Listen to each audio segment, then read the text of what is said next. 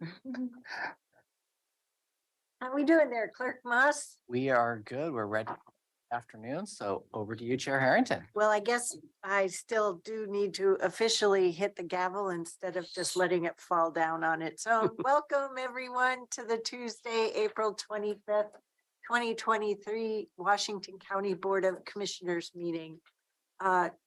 Commissioner Pam Treese is excused as she is representing Clean Water Services along with Mark Jockers at the National Water Fly-In to Washington, D.C. So we have 4 commission members here today, myself, Commissioner Chair Catherine Harrington, Commissioner Vice Chair Roy Rogers, Commissioner Visify, and Commissioner Jerry Willey. First item on today's agenda. We do have some items that will go for approval later, but first we'll start with board communication. Who would like to go first? I will go first. Good afternoon, everyone. Last week, I have to remember to put this on closer. Last week, Commissioner Roy Rogers and I completed the COVID after action report interview. That was a really long interview. I didn't think it was going to last that long, but it was 90 minutes and it was really good. It was good to, I wasn't here during the pandemic, so it was really good to hear. Wait a minute, you started in January of 2021. You were very much here. She did get in on the early stage. Oh, I see. You were in chapter 2. Chapter 2, Right. chapter 1. Chapter 2 and 3 of the chapter book. Yeah, they started asking questions in February of 2020 to August 2020, and I was like, I don't know what to tell you. I can tell you about the contact tracing side of it, but what the board went through, not so much. It was it was really humbling to hear what you all went through during that time and the decisions and the conversations you were grappling with, from science to budget, everything. So I appreciated that perspective. So thank you. I made it up. You made it all up. You weren't here. No comment. It was very believable if you did, Commissioner Rogers, I would say. And last week I also had a JPAC, the carbon reduction fund allocation was the big conversation. And it was interesting to hear there was no decisions made. TriMet agreed to match $5 million on both 82nd and TV highway projects, and WCCC feedback was to go with option E, but at JPAC, we weren't discussing which option to move forward. It was sort of what questions do you have? And I think we expressed our staff's feedback and concerns. So what will be the next steps? Do you recall? The next step is to refine furthermore and to come back. I assume TPAC or not JPAC yet, but the technical group will decide and then refine further conversations, and then there will be a decision to JPAC. Okay, so you'll bring it to we'll bring it back, definitely, because I think there will be a significant implications for our board. So we definitely need to have a robust conversations and land on a package that we can live with and feel comfortable for Washington County. So yeah, definitely we'll have a further conversation. Thank you. But we'll have plenty of time. It won't, and we'll engage the board online before it comes. And then there was a high level analysis of project lists for the RTP. So that's still happening, no decisions. And then one of the really exciting things I got to do last week with the staff and the community was attend the Hardwood Commons opening, also known as the Aloha Inn opening. It was really well attended. So congratulations to Washington County staff, to the massive community engagement that you all did, because it was really cold, yet we had tent full of people. So congratulations. And it was really good to see the design work that went into that building. If you ever get the opportunity to tour, I would highly recommend, because the hotel rooms turned into a highly utilitarian one-bedroom apartment. So that was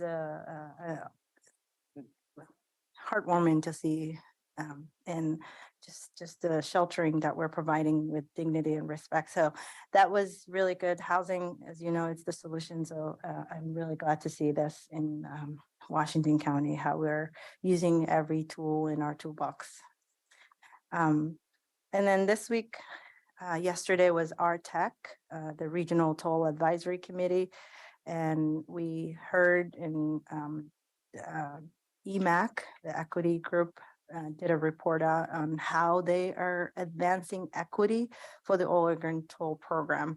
And that was a really good conversation to center, to say, we don't want equity implications to be afterthought. We wanted to center, and as we're building the tolling, to infuse equity. And then TriMet and ODOT presented sort of like a high level, a draft of a draft of a draft is, I think, how it was being framed, but initial screening criteria for the public transportation strategy, because people are really interested that, you know, tolling is coming. How do we increase public transportation options for folks? And they're putting together that strategy, and it's to be continued on that conversation. No decisions was made. It's just initial conversation. And then we listened because we ran out of time, but WashDOT presented how they're monitoring their own tolling program.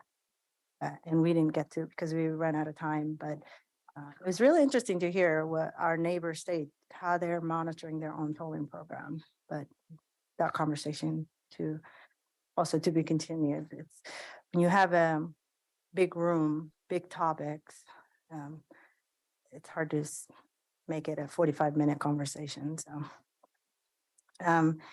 key things that really bubbled for me from these discussions were interested in learning more about the who, where, and when around the folks who are coming from Washington County.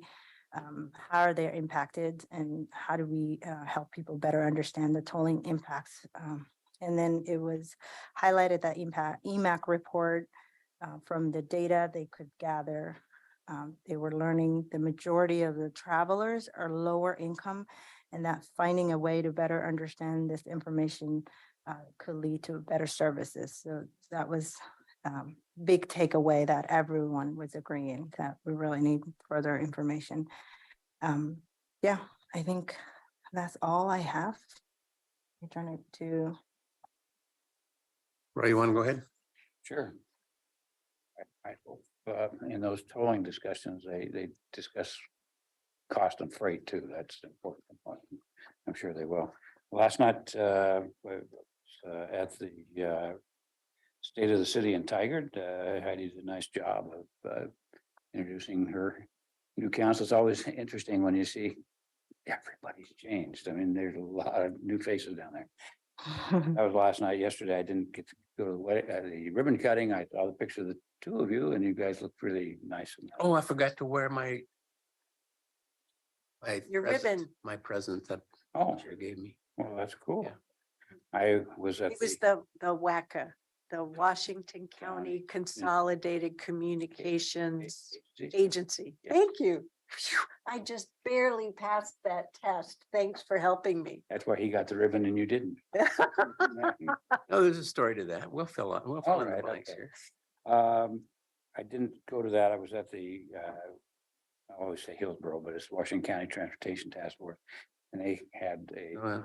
update there on the our regional transportation plan. So it's interesting is what you're going to hear on Thursday, she said, and that only in condensed form, because obviously you'll hear a lot more detail, but it's interesting. Person that used to be with the city of Hillsborough, now she's with Metro. Somebody probably, Jerry, you'd know. I don't know. On let's see, Frank's down in Tualatin, there was some confusing. confusion. He's speaking on Thursday Mhm. evening, so that'll be a good one. And for all of you who can make it, that would be great. No, Thursday, it's Wednesday. I got it wrong. Wednesday. On my calendar. Mhm. Well, State of the City, Wellington. The state of the city? Yeah, Okay. State of the City Alright. on Wednesday nights. Have a WA board meeting that morning. I can't make Chris's, so I just went to lunch with her to say thank you for all she's done, and she's been terrific. Let's see, collaborating for growth, the regional growth, if any of you can make it, that's the WA meeting on 7:30 this Thursday morning. We have a big panel, that'll be interesting, and that's it for me. Jerry. Okay, yeah, so trails seem to be getting a lot of attention now. So the Yamhalis with West Sider Trail, which is the one basically coming from McMinnville. This is a nonprofit that this has kind of hit the side trail because the county commissioners are not supportive necessarily of this. So it's kind of hit the pause button. So this is just a nonprofit organization. They wanted to check in with me on how we were doing with Council Creek and how we were doing with Salmonberry and and possibilities of that trail extending on up to Hag Lake and just kind of possibilities coming in the future. Got a lot of work to do there because they are meeting some resistance with the agriculture community. Not that they don't want the trail there, but they're concerned about people being on the trail alongside of fields that they're spraying and trying to perform their agricultural duties with. And so anyway, it's complex, but they're moving ahead on just trying to continue the thought process, I guess, right now. Ah, yes, and here is my new tie. Yes.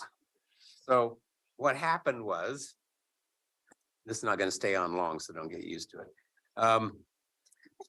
So You're looking sharp right there. Catherine was the speaker, of course, and there were others, and then we went up to cut the ribbon, which was this long old gold. And I ribbon. wouldn't let him get out of participating in cutting the ribbon. So she handed me the scissors and she's holding onto the ribbon and I'm cutting here and this other person is cutting over here. And she ended up with this and then proceeded to adorn my attire with the gold ribbon. So there we go. Megan has this pictured if you want to see it, but it's going to cost because they're not cheap. But anyway, so there you go. But it was a great event. They said that it was the finest communications Facility. project and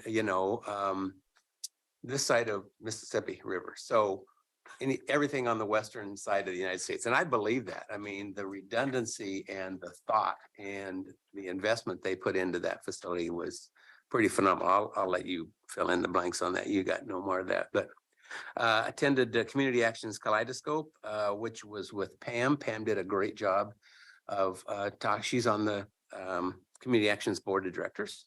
So she did a great part of that presentation and they raised $290,000 or something. So it was a great event. It was at the Reeser.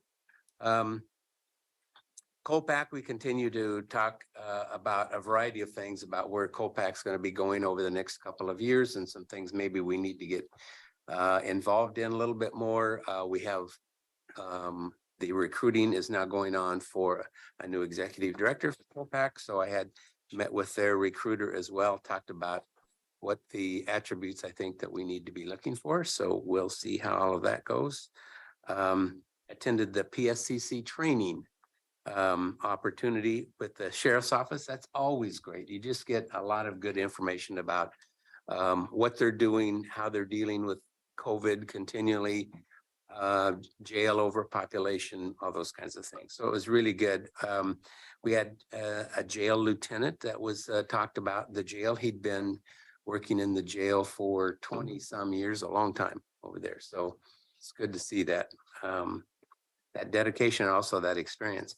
So Chris Deffenbach's retirement party coming up this week. I get to go to CPO 12 tomorrow night to talk more about the Elm Street. and pods and probably some other things. Going to the WEA forum on collaborating for successful regional growth. Steve Berger's retirement party, of course, and I am not going to be at the budget meeting tomorrow night, Thursday night, because I am going to the Crystal Apple Awards, which is the Hillsborough Schools Foundation event honoring teachers, but they're also honoring retiring Mike Scott, the superintendent. And I've known Mike a long time, so I'm going to be speaking a few words at that. So I will miss the budget meeting. So there we go. It's up to you, Chair. Thank you. Thank you for supporting my virtual attendance last week. I really appreciate having that opportunity to stay connected with our work while also dealing with those family needs. The good news is I took care of what needed to be taken care of back there. So I'll just keep going. I wanted to highlight something that I had originally missed. On approximately April 23rd, we received an email with the auditor's work plan. And that one got by me. So I wanted to try and bring that forward to everyone's attention. Last night, I attended the Forest Grove City Council meeting. This was after we had adopted a letter of response the previous Tuesday in response to their mayor's letter on behalf of the city council, where they were sharing concerns about the Highway 47 encampment. So I'd mentioned my intention to meet with them to bring that to life so they knew we heard them. And I did that last night. Marnie, if you could come up.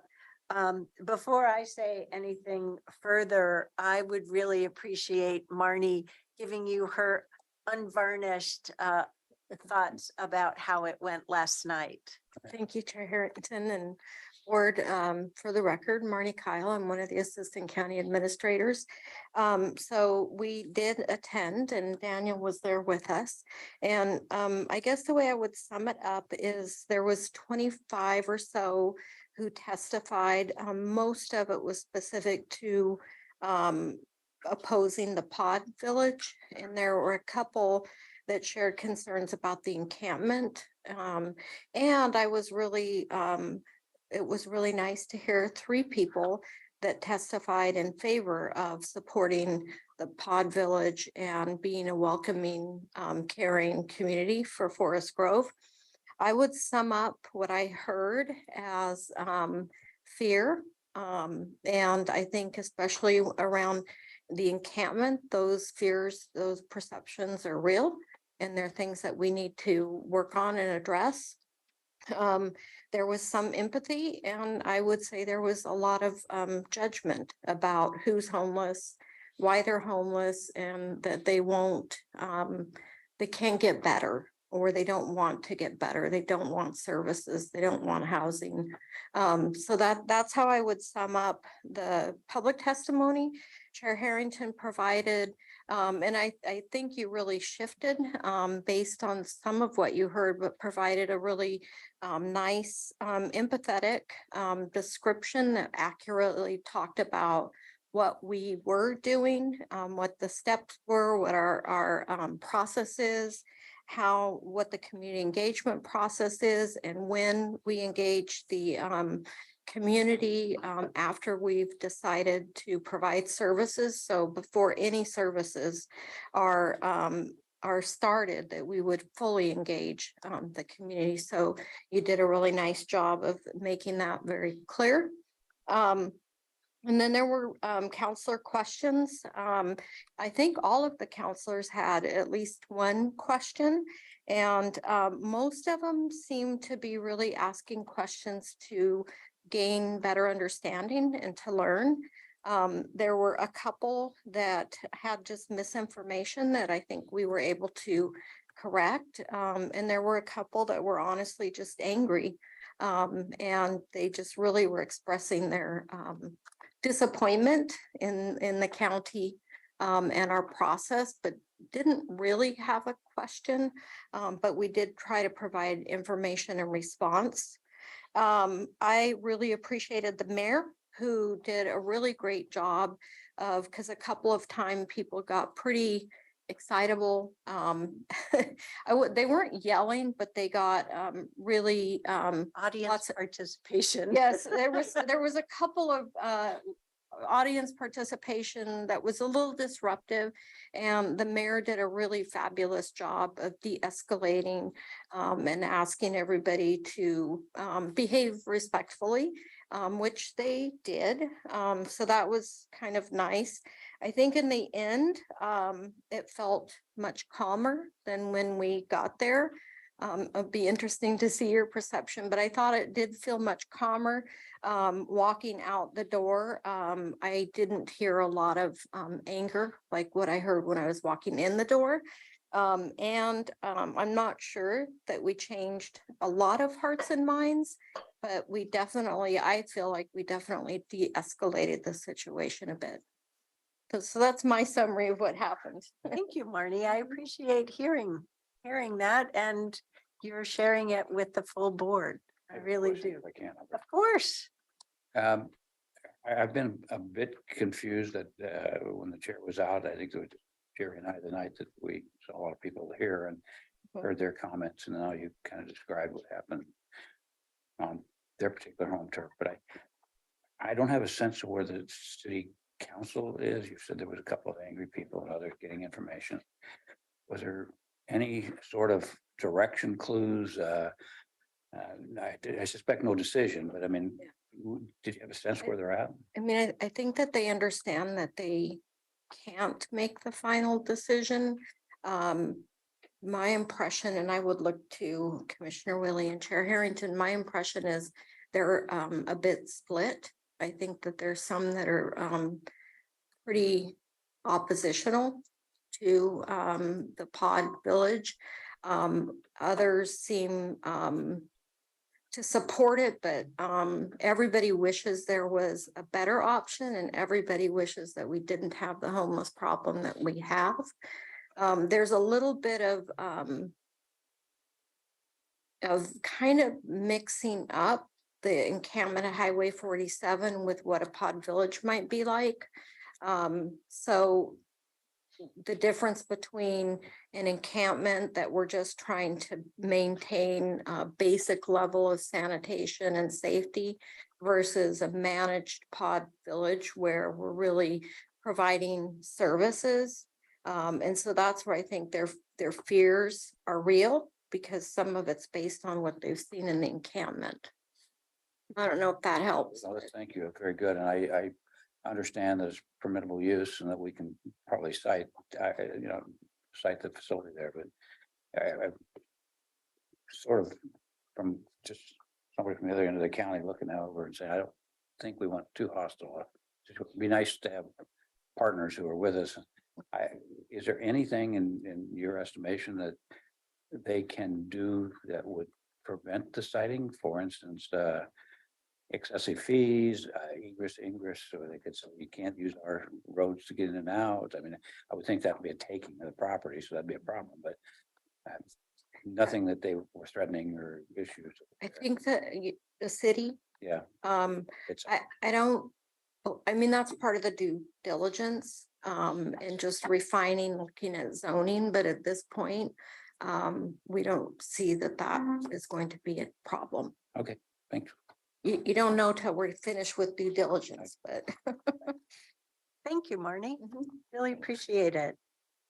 So as she shared, the public comment really reflected, I think, a lot of frustration over the encampment experience that various community members have had, both Forest Grove residents as well as surrounding neighbors in the rural areas. And a lot of communication about the fear of a temporary managed pod shelter situation. So we await the process of the real estate acquisition and we are going to continue to rely upon the encampment management program, which is really hard. I mean, I drove by there last night before the meeting and somebody had a campfire going, it's all spread out over a large area. So that was a reminder to me of how it's going to continue to be a difficult 6 months or so. So, yep, it'll be rough. But we have to keep going through the due diligence and problem solve together as a community. I do really feel for people, and I don't often speak from empathy, right? Hard facts. So I'm practicing some different muscles, or exercising some different muscles.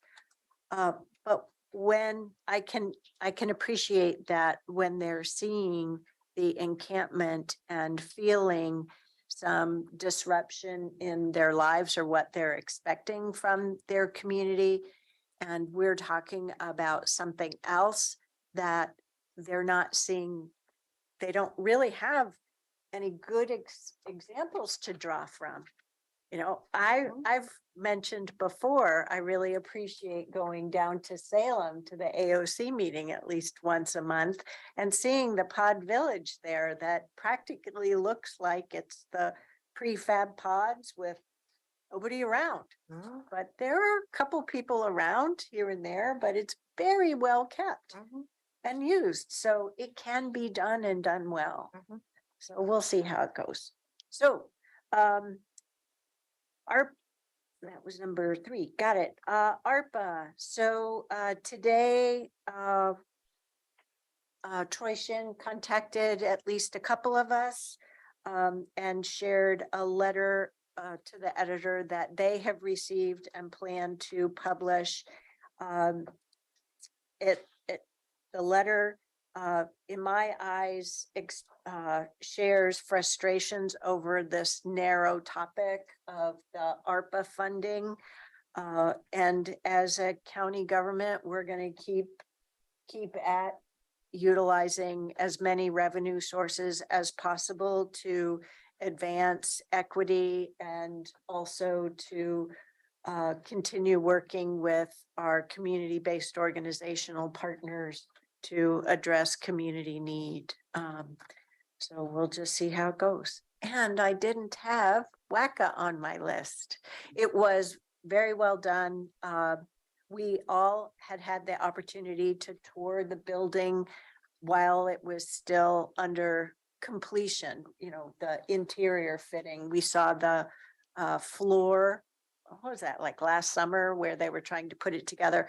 So it wasn't substantially different, but it is interesting to see like 2 of everything, right? 2 HVAC systems, 2 water tanks, 2 generators, and to hear more about it, but also to see how they've built out the dispatch floor and how that works. So it was really great to see. All the speakers talked about the longevity of the building. So I think we're prepared should a Cascadia earthquake or when a Cascadia earthquake occurs. And it was really helpful. The WACA director, Mark, I can't remember his last name. I think it was Mark, right? Yes, thank you. Thank you, Aaron. Spoke about how with fires in Clackamas County previously, they were able to provide siting for them. So that was pretty cool. Our staff does great work. You don't need me to tell you that. Awesome. Before we go to leadership communication, can we touch bases on these letters? We have one letter from the board to Congresswoman Bonamici, thanking her for, whoops, no, sorry, I mixed it up. We have, our first letter is to the EPA to support Metro's notice of intent to participate in the climate planning, carbon planning regional group or whatever Right. that whole acronym stands for. I'm not finding it spelled out here. So climate pollution reduction planning grant, there it is. Thoughts? You guys okay with this? Yeah, I'm okay with it. Yeah, it'd be silly not to support it. And then the next one is to the two co-chairs plus the vice chairs of the Joint Committee on Transportation, letting them know that we appreciate and support their figuring out the funding for the Interstate 5 Bridge project. I thought Absolutely. that that was really well crafted because it's not talking about revenue sources, so. It was well done. Yep. Well, it does. We support the efforts of the legislature to find the right funding resources that allow the It didn't state, specify, yes, yeah. to meet multiple goals. Yeah, we got lots of goals. How do we make them all happen? Yes. Yes, Erin wrote the letter. I believe she did an excellent job. So, okay, great. We'll get those off. And leadership communication. Good afternoon, Chair Harrington and Board. I'd like to start with an agenda check-in. We did just add one agenda item to the board meeting this packet this evening. Literally just accepted the item, what, moments ago, Kevin? So this is truly in the moment. We did have one of our budget committee members resign, so Greg Munn was able to go back to the applicant list and pull another interested applicant. So Clerk Moss, because I'm not seeing it on my view, can you let the board know what the item is titled and where that's on the agenda? Yes, it is item. F3, I bet. It is item F3, correct. And it's to appoint, it just says apply, but the member's name is in the packet of information. To the ESPD, you are? The Washington County SDL, the main county budget. Oh, got it. Typically, we bring these items to work session discussion first and then to the board meeting since this occurred between Wednesday afternoon and this morning. We'll be bringing it to the board meeting and Mr. Munn will present a brief presentation to your board. And wouldn't it be great if that person would be able to attend the meeting Thursday night? My understanding is he is available. Wow. So that's why we wanted to have the board appoint this evening instead of wait so that it is official. Terrific. They're a committee member. Great. I want to give board an update on the implementation of the governor's emergency declaration. And this information will be provided to you in email and then also posted in the packet because it does get into a bit more detail, which I think you may want to refer back to. So as a reminder, the emergency declaration uses the Office of Emergency Management Critical Incident Command Structure. So that establishes a local coordinating command center model. So taking it from the state to a local command center. These have been formed in response to the executive order to address the state's housing and homelessness crisis. They have agreed on the local site selection of the local coordinating command center. So this is to address homelessness. Once again, so how are we coordinating the homelessness response to build transparency on the selection process, identify locations of homelessness, i.e. encampments, okay, and establish objective processes for prioritizing locations. Where we have the benefit is we have the encampment management program established with criteria that have been able to be brought into our local coordinating command center process. Our city partners and stakeholders have identified the locations with unsheltered individuals in areas within the community of concern. There have been 22 locations identified in Washington County, and each location received a score of 1 to 100. if you recall, within our encampment management plan, we also have a scoring process. The ending scores ranged from 32 to 88. The group agreed to start with the highest scoring area, which was Highway 47. This had a score of 88, which the board is well aware of the Highway 47 encampment. So what does this mean and what's next? The group will be working with our local experts in the unhoused and homelessness services, which we already have many of these partners convened due to our SHS and encampment management program, to work in coordination directly with our unsheltered community members. This includes street outreach teams, shelter operators, and housing program providers. What the focus is getting people out of the encampments and into shelter.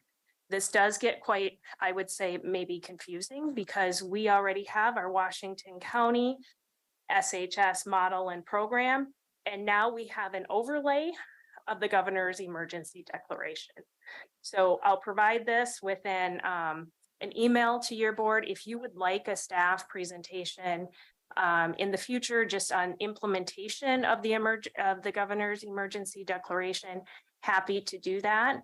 This is a unique space, and where we are following the direction of the emergency declaration and trying to overlay that so it's consistent with the board direction and how we deliver housing and homelessness services. Can I just say a couple of things? And it's comments of reaction. So I feel in really good hands with our team, and want them to be empowered to ensure that we can continue to work towards positive individual results and community results. And as they do so, to figure out how we can leverage somebody else's funding. But I also want our team to know that if there are points of divergence where it would be helpful to get our support, our thoughts, or whatever, to let us know. And then lastly, our team has come to us, helped us shape up policy and invest in program, right? Investment, putting money behind needed action. And they have done so very well, I think, with our jurisdictional partners. With what you're sharing here, having gone through COVID and our journeys on multiple fronts since, one learning I carry forward is that we can't communicate too much. And so I'm wondering I don't know if our mayors feel fully on the journey, or if there might be an opportunity for confusion. So I'm not trying to push my colleagues out of the way, but I know from my colleagues, let us know if we need to have some meeting or convene something, invite them to a convening with you, right? We don't have to be there or whatever, so that it's understood that we're all pulling together. We're all trying to solve the issues of homelessness in our communities. Thank you for that. I can assure you, if we felt we needed to bring an issue to you, we feel that the board would want to hear that, and the desire from the board. Staff are feeling very confident, and the work and structures and systems that we have put in place and relationships through SHS have allowed us to be in this implementation phase. as we've worked through the declaration process, there have been times that we have had one of our city electeds that is questioning what's going on, and we realize there's a lack of I shouldn't say lack of but maybe information hasn't relayed. So the team, the cross-jurisdictional team, is able to huddle and adjust very quickly. So I think I would turn that ask back on the board. If you're hearing from any of your fellow electeds that they're not getting information from maybe their staff or feel it's the county, let us as staff handle that to ensure that we are getting the information out. If I'm going to take you back to maybe it was last week, maybe it was 2 weeks ago, the board work session on housing and homelessness work plan. The team is incorporating the governor's declaration into our work plan. We are being very careful to ensure that this is a separate funding source, though. And so we are leveraging and looking at this as an opportunity to provide more direct funding into Washington County to address our significant housing and homelessness. And it is different because this is operating through an emergency declaration structure versus a programmatic structure. Does that mean, sometimes I don't understand why this is done through an emergency order, but then I remind myself it allows the governor to marshal certain resources towards a topic. So I'll just leave it at that. Commissioners, thoughts, questions? The ability of the state in citing, taking their money, does that give them citing authority, or will still be citing at the local level? Who has the authority? We retain that whole authority. That's perfect. Yeah, I think that was going to follow along the same lines. Is there conflict, or is there some more difficulty that this governor's order has laid on us, or are we working in concert? We are working in concert, and this is additional money coming into the system. If at any point there seems that there may be conflict, we will bring that to the board. Okay, just like the chair said, we'll spend the governor's money. I just wish that there was some way to speed up the property acquisition. Not for any particular site, but you know, when we're trying to do the right thing in our communities for everyone, it just takes long. So I do want to provide also some exciting, and I'll say staff promotion news, and also continued evolution of Washington County services. So with this, I would ask Assistant County Administrator David Martinez, Interim Chief Information Officer Sam Kin, and Destiny Olvis, who is the county's first official Chief Information Security Officer. So this role reports directly to the Chief Information Services Director. Sorry, I've had multiple different titles in past organizations. Wait, so I can get you run that, confused. all those titles? by That's what again? I said. Doing that. Let's.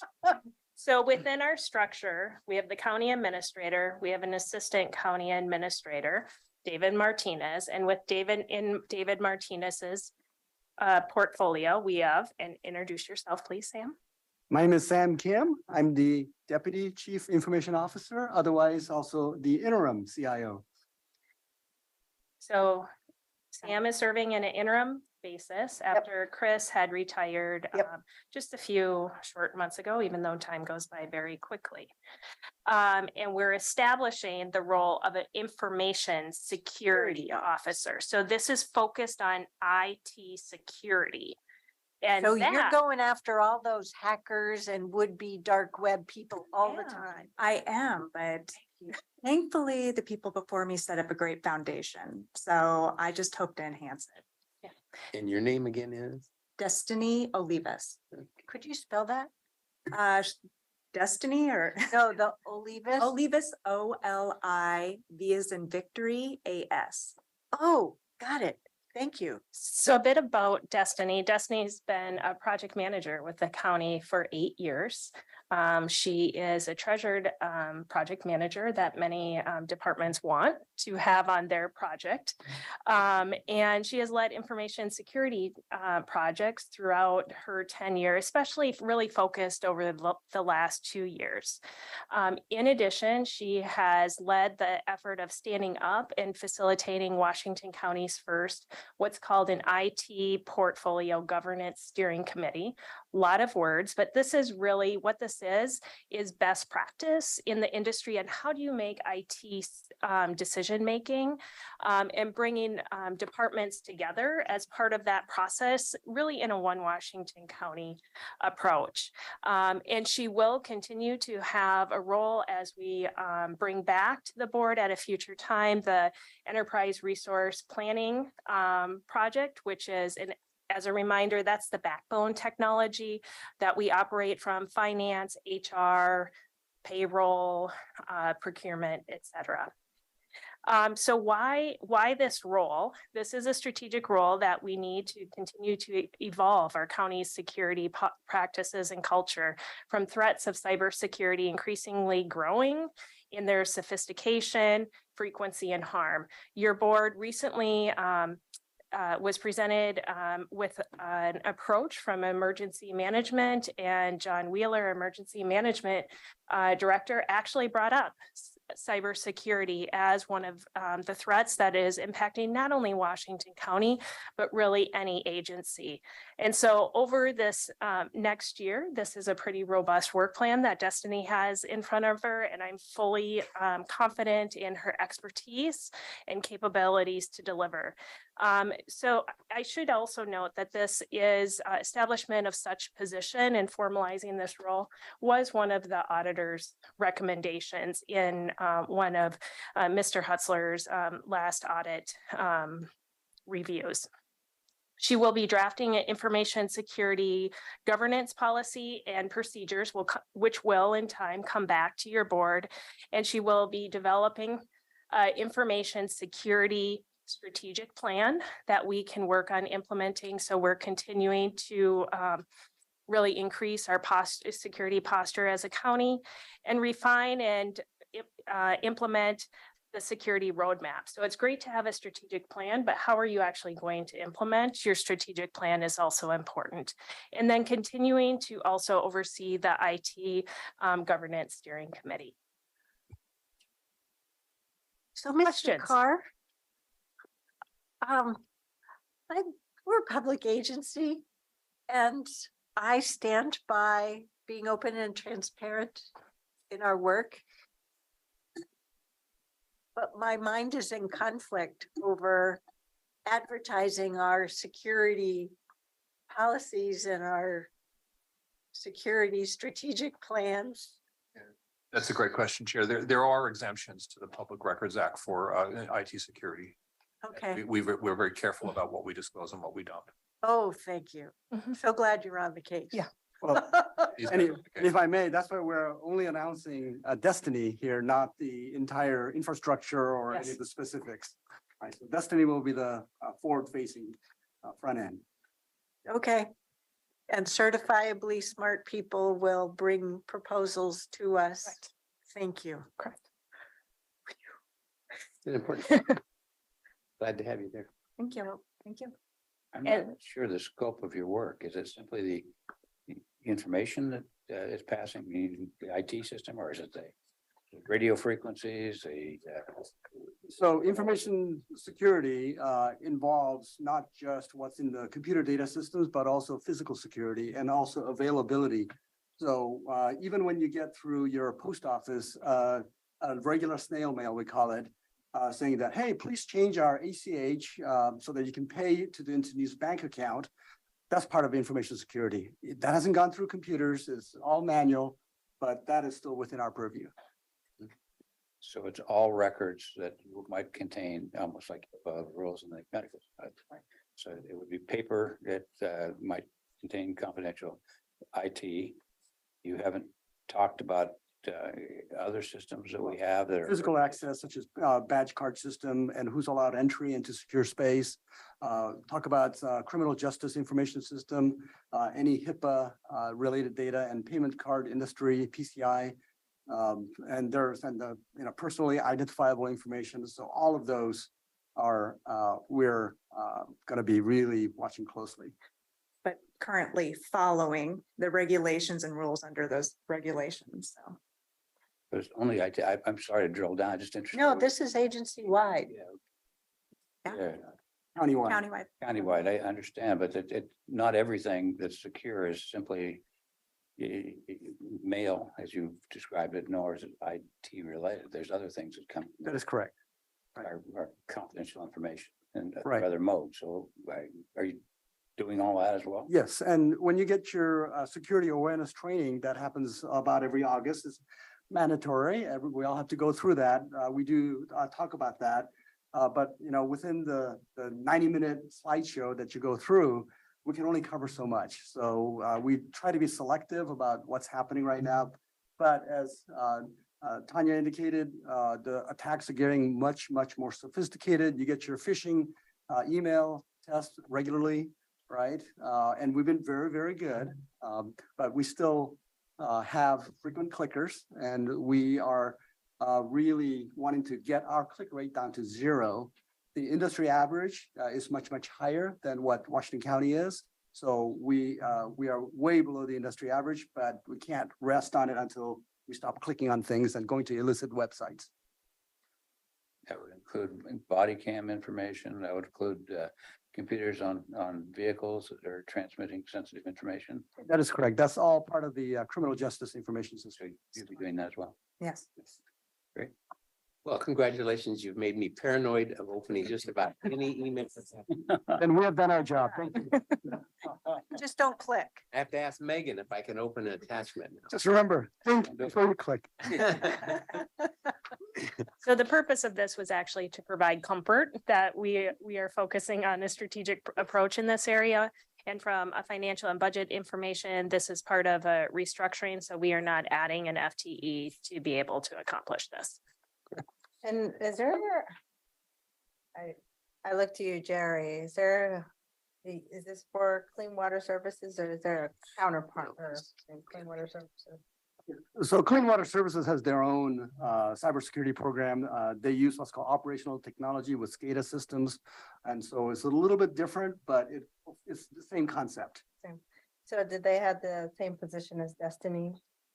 Let's let Clean Water. Yeah, I don't know if there's a person with that title, but there are people that do that function.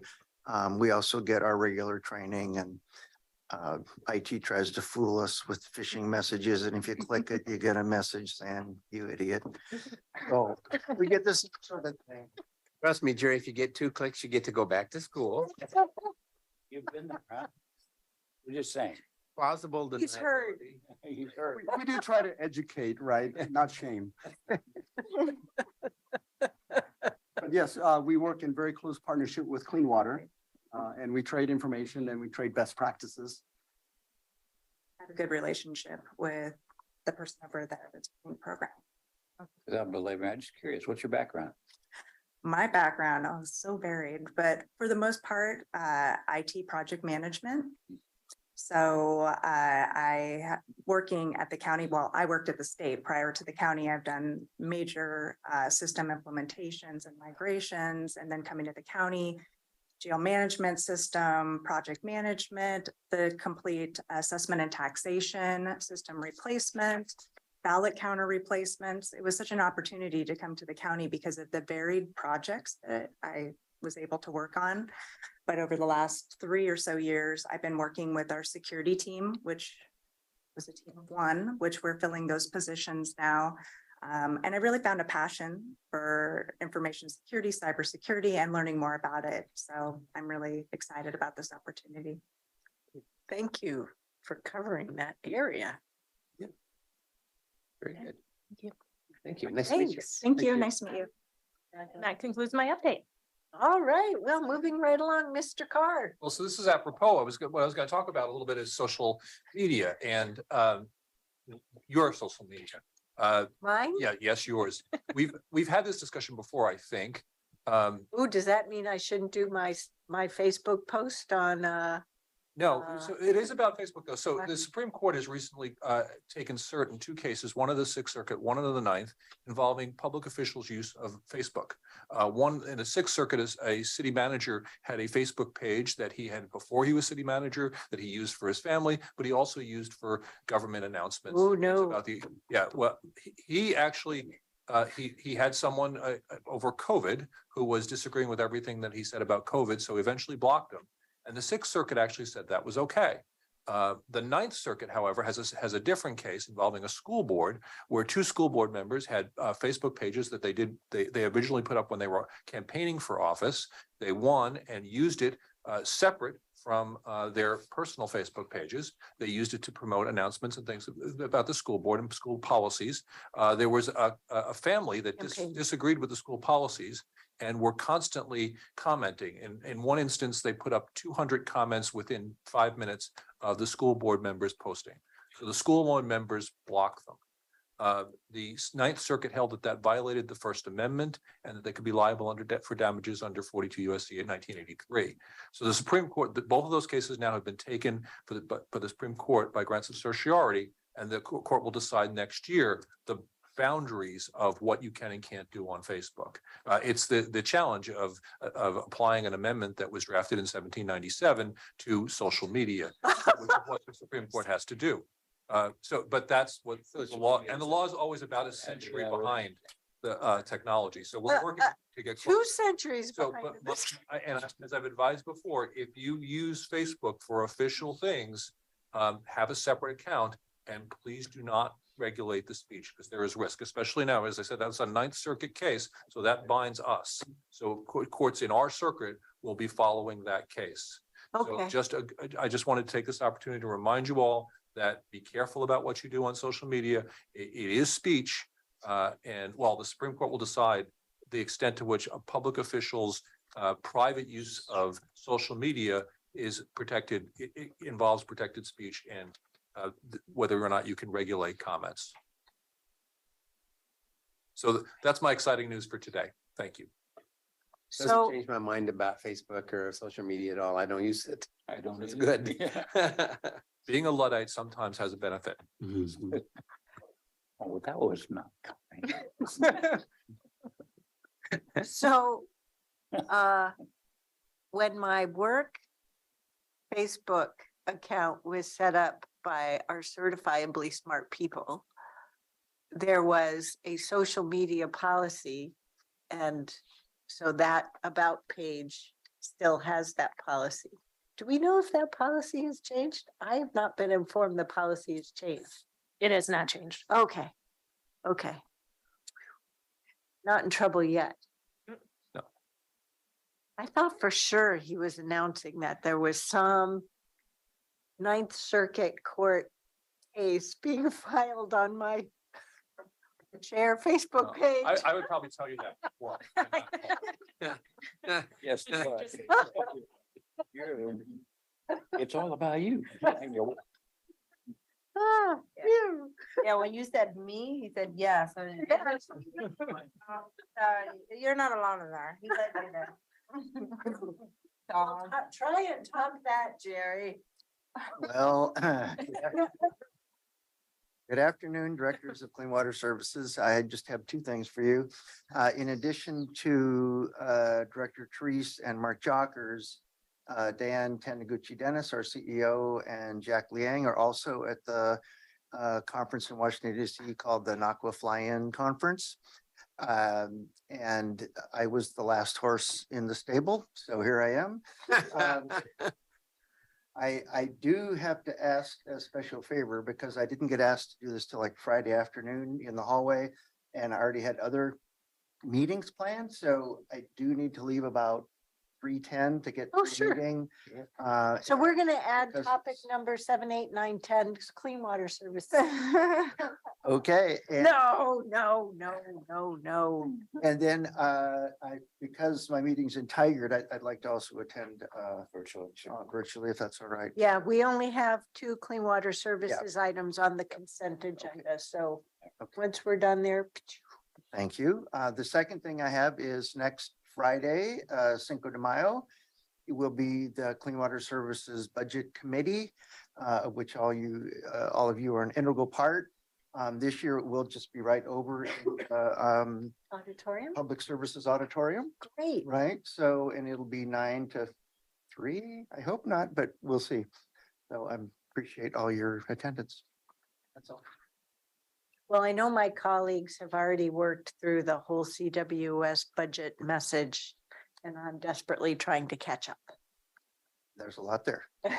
Yes, indeed. It's very well put together. So thank you. Thank you. All righty. We already went over changes to the agenda. Were there any questions or concerns on the business agenda before tonight's meeting? Oh, okie dokie. Great. Thank you. So we'll dive right into our work session agenda. First item, consider applicants for the Fair Board.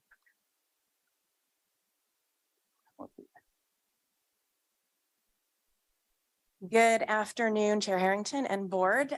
My name is Leah Perkins Hegley, and I am the venue manager at Westside Commons. It's great to be back in the PSB. I have not been here since, I think, February of 2020. Oh my. So I haven't been in the building in a very long time. I remembered how to get here. So I have Fair Board member appointments today to bring before you, as well as applicants for the Fairgrounds Development Advisory Committee. So we're going to start with the Fair Board member appointments. So let's see if I know how to do this. So I know a lot of you have been around for a long time, but we're going to do a quick Fair Board overview, talk a little bit about our advertising and recruitment, our appointment applications, and staff recommendations. So just a little bit of a tutorial per Oregon revised statute 565-230. Fair boards in Oregon have the exclusive year-round management of the property that is used, leased, owned, devoted to the county fair, and is charged with the entire business and financial management of the fairgrounds. On March 16th of 2010, a memorandum of understanding that we like to call the MOU between the Fair Board and the Board of Commissioners was executed, designating the Fair Board's authority to your board. The Fair Board's remaining function per the MOU is to oversee the planning, preparation, and production of the annual county fair, establish policy, oversee the fair budget, and maintain strategic planning. And a Fair Board president serves on the Fairgrounds Development Advisory Committee.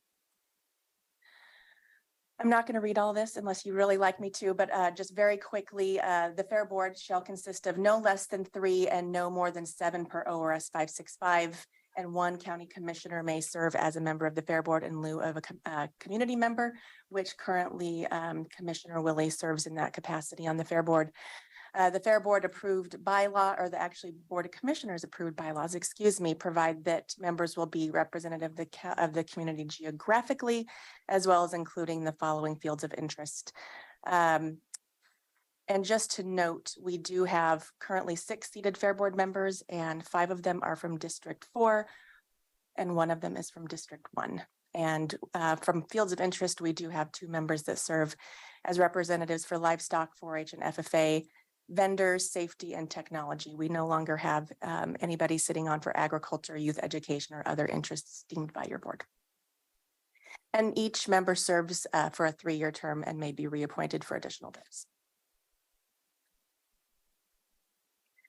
For advertising and recruitment, it's advertised on our website year-round on the Fair Board page, which is bigfairfund.com for those of you that look at the Fair Board page, and then also the Fair Board page on the Washington County website. The information is up year-round. Anybody can apply at any time. We do occasionally have mid-term vacancies, so we like to make sure that if we have applications available, we've got them on hand. And applications are valid for 1 year after they apply. And our board and commissions team includes vacant positions in their weekly updates to community partners as well. Any questions on that? All right. So we have 1 position available on the Fair Board, and we have 2 really good applicants. Sheila Harris is an applicant. I've known Sheila for a very long time and she would be a great Fair Board member. And then we also have Troy Sabalos, who is actually the staff recommendation to this position. And I want to give you just a little bit of information about why that recommendation is what we're bringing before you today to consider. Mr. Sabalos is lives in District 2. And like I said earlier, we don't have any, most of our members from the Fair Board are geographically part of District 4. And having geographic diversity on the Fair Board to fulfill the needs of meeting everybody in Washington County being involved in the Fair and the Fair Board would meet the Fair Board's goal in geographic diversity, as well as the other diversity that the Fair Board would like to see on the board. And then Mr. Sabalos also brings to the table some of those other things that, those categories that we don't see very often come up from a Fair Board member. While both applicants are past 4-H and FFA members here in Washington County and both served in roles as 4-Hers in their youth and showed at the Washington County Fair, which is great to see people want to come back and give back in their community. Mr. Sabalos brings a lot of expertise in sponsorship, fundraising, and entertainment, and those things would really bolster and support the staff and the Fair Board in providing their oversight to the county fair and what we do and serve for the community. So that's just a little bit about why that Mr. Sabalos is the staff recommendation, and that concludes my presentation. I'm happy to answer questions. Commissioners? Troy is also exalted ruler of the Elks Club here, and the Elks are not only active participants with the fair, but at a lot of other organizations. So I know Troy. So I have an entirely different opinion, which when it comes to committee assignments, I very rarely do. But I think at a time when we need to emphasize agriculture more at the fair, seems to me that Sheila Harris has more to offer, better suited than Mr. Sabalos. As you said, they each have something they bring to the table. But I think we have to own our need to improve the agriculture relationships and the Washington County Fair. So I'm just one of 5. That's my thought. The other thing, and this isn't specific to this recruitment, but rather Ms. Angie, I am quite dissatisfied with this quote unquote advertising of our positions in this community connections email. The headline is Washington County has board and commission positions available, and you have to click to find further information.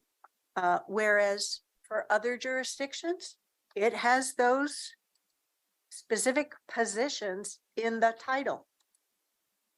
We're not even marketing our own positions directly. It's like on a scale of A through F, we're doing C-level work when the marketplace is demanding A-level performance. So Well, that should be a relatively easy fix, shouldn't it? it does go out for about 6 weeks. I've looked. I have a post-it, which I left in my office of the specific weeks. But I mean, come on, we're not doing ourselves any favors.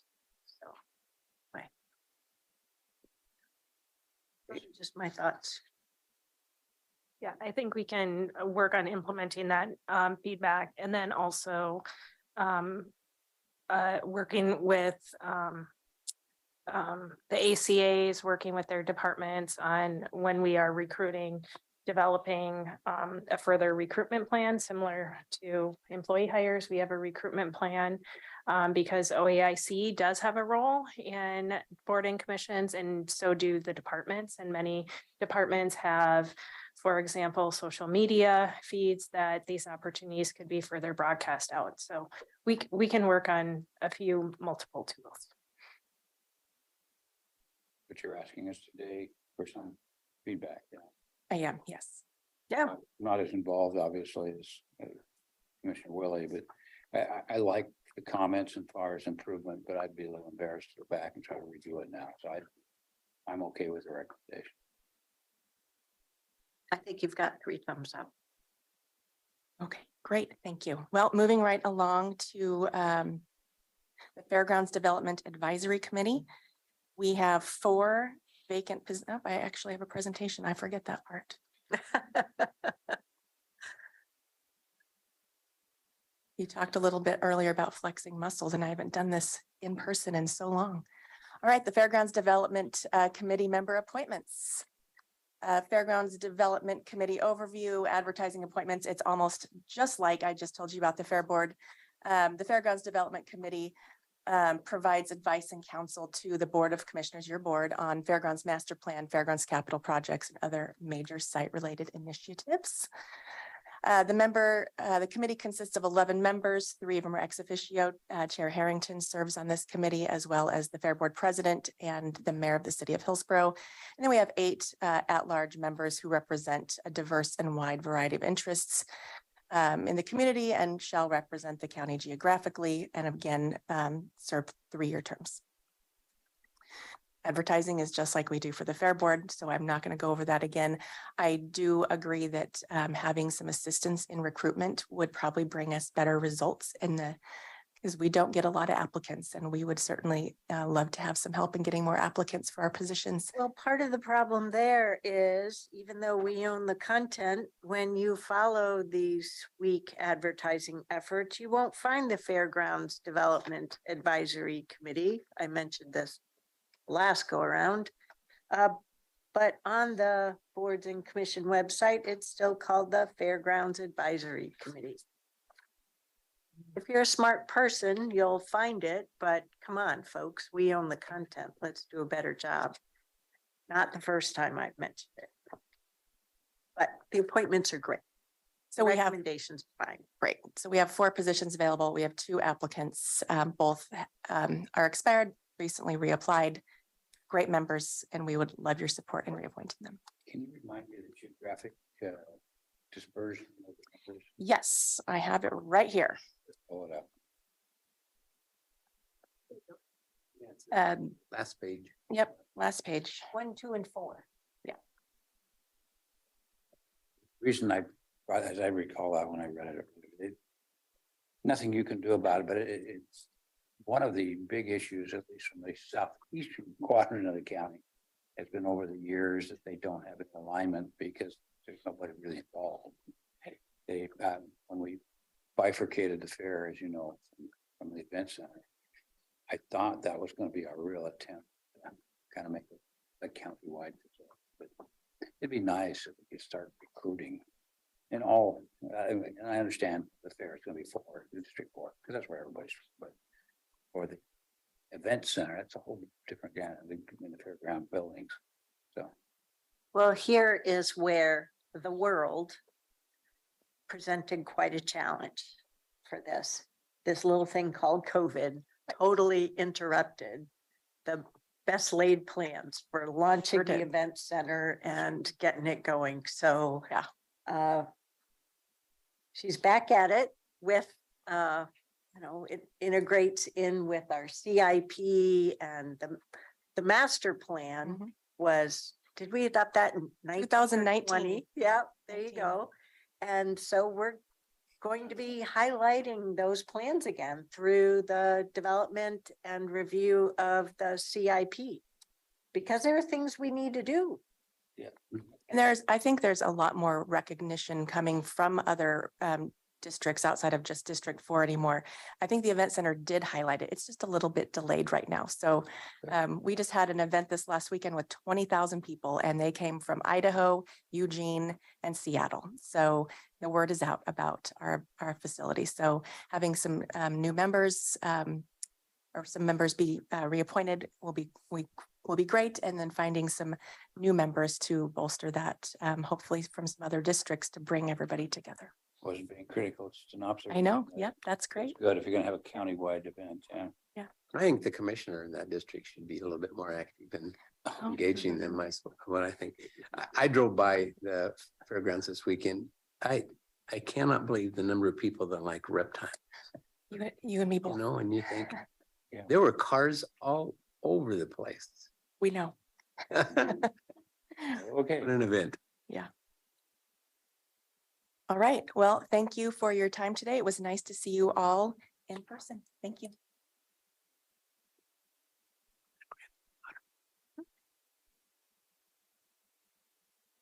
Onward ho to our Purple Recycle Plus update. And Commissioner Rogers and I coordinated before we. Meeting. He didn't grow his beard and. No, I know. I tried to. Mine has a darker color though. I'm getting there though. It's this Recycle Plus thing. Should I wait one moment for Commissioner Willie to return? You'd like, it's okay. Here he is. He's here. Perfect.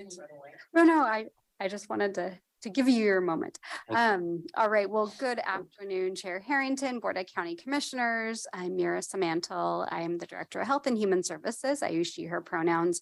We're really excited to be here today to provide you an update on Recycle Plus. So with me, I have Tom Eggleston, who's our Solid Waste and Recycling Division Manager, and Tom is going to take you through the slides, and we are available for questions. Thank you, Mira. Good morning, or good afternoon, Chair Harrington. It's usually mornings of the work session. Good afternoon, Chair Harrington, Board of We're Commissioners. time shifting. I know. As Mira mentioned, my name is Tom Eggleston. I'm the Solid Waste and Recycling Division Manager, and I use he, him pronouns. So we are here for a Recycle Plus update. It has been 10 months since your board adopted revisions to our Solid Waste and Recycling Administrative Rules that launched an additional recycling collection service, which has since been coined Recycle Plus. So let's go into it. Just an overview of the update here. We're going to start with a quick reminder about our solid waste collection system. It's a complex system and it's good to frame this conversation in those reminders. We'll dig into Recycle Plus. We'll talk about the background, some promotional efforts over the last 10 months, participation and materials collected. We'll also look at community member feedback and improvements that we've built into the program based on the feedback, and then a quick glance at what might be coming next. So reminders about our solid waste collection system. I'll try to keep up with my notes. I always write notes and I never look at them. Washington County, I think the first thing for us all to remember is we're the solid waste authority of the unincorporated areas of the county. That includes both urban unincorporated and rural unincorporated. We use the Metropolitan Service District to identify the difference between urban and rural. We have about 60,000 residential household customers in urban and about 6,000 in rural. County maintains a franchise system to regulate solid waste collection. This is very similar to other utility type services such as electricity or water.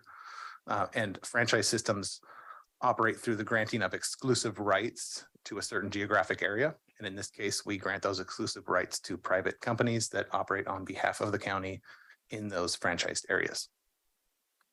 Franchise models allow us to do many things, and some of the important benefits of the franchise model is it ensures that we can provide equal access to these essential utility services to our community members. We can ensure that there's regulatory safeguards in place so that our providers are operating above board and doing everything that they should be doing. And we regulate rates because there's no market competition. The county sets rates. Those rates are set in an open, transparent process. We're going to be talking about that here in the next couple months for this year. And it also aligns with our regulatory and our regional 2030 solid waste or regional waste plan. I'm sorry, a lot of regions and waste plans. The regional waste plan is a vision for how the solid waste system should operate in 2030. It was organized by Metro in collaboration with local governments, and it is based on a foundation of a strong regulatory oversight by governments and regional partners on how we manage the system together. Recycle Plus. So as you may recall, Recycle Plus was adopted in April of 2022 through resolution and order 2244. It's been 10 months now. Well, 10 months since it started, almost a year since we adopted it. Oh, yeah, it started in July, right? July 1. Yeah. It was a new service.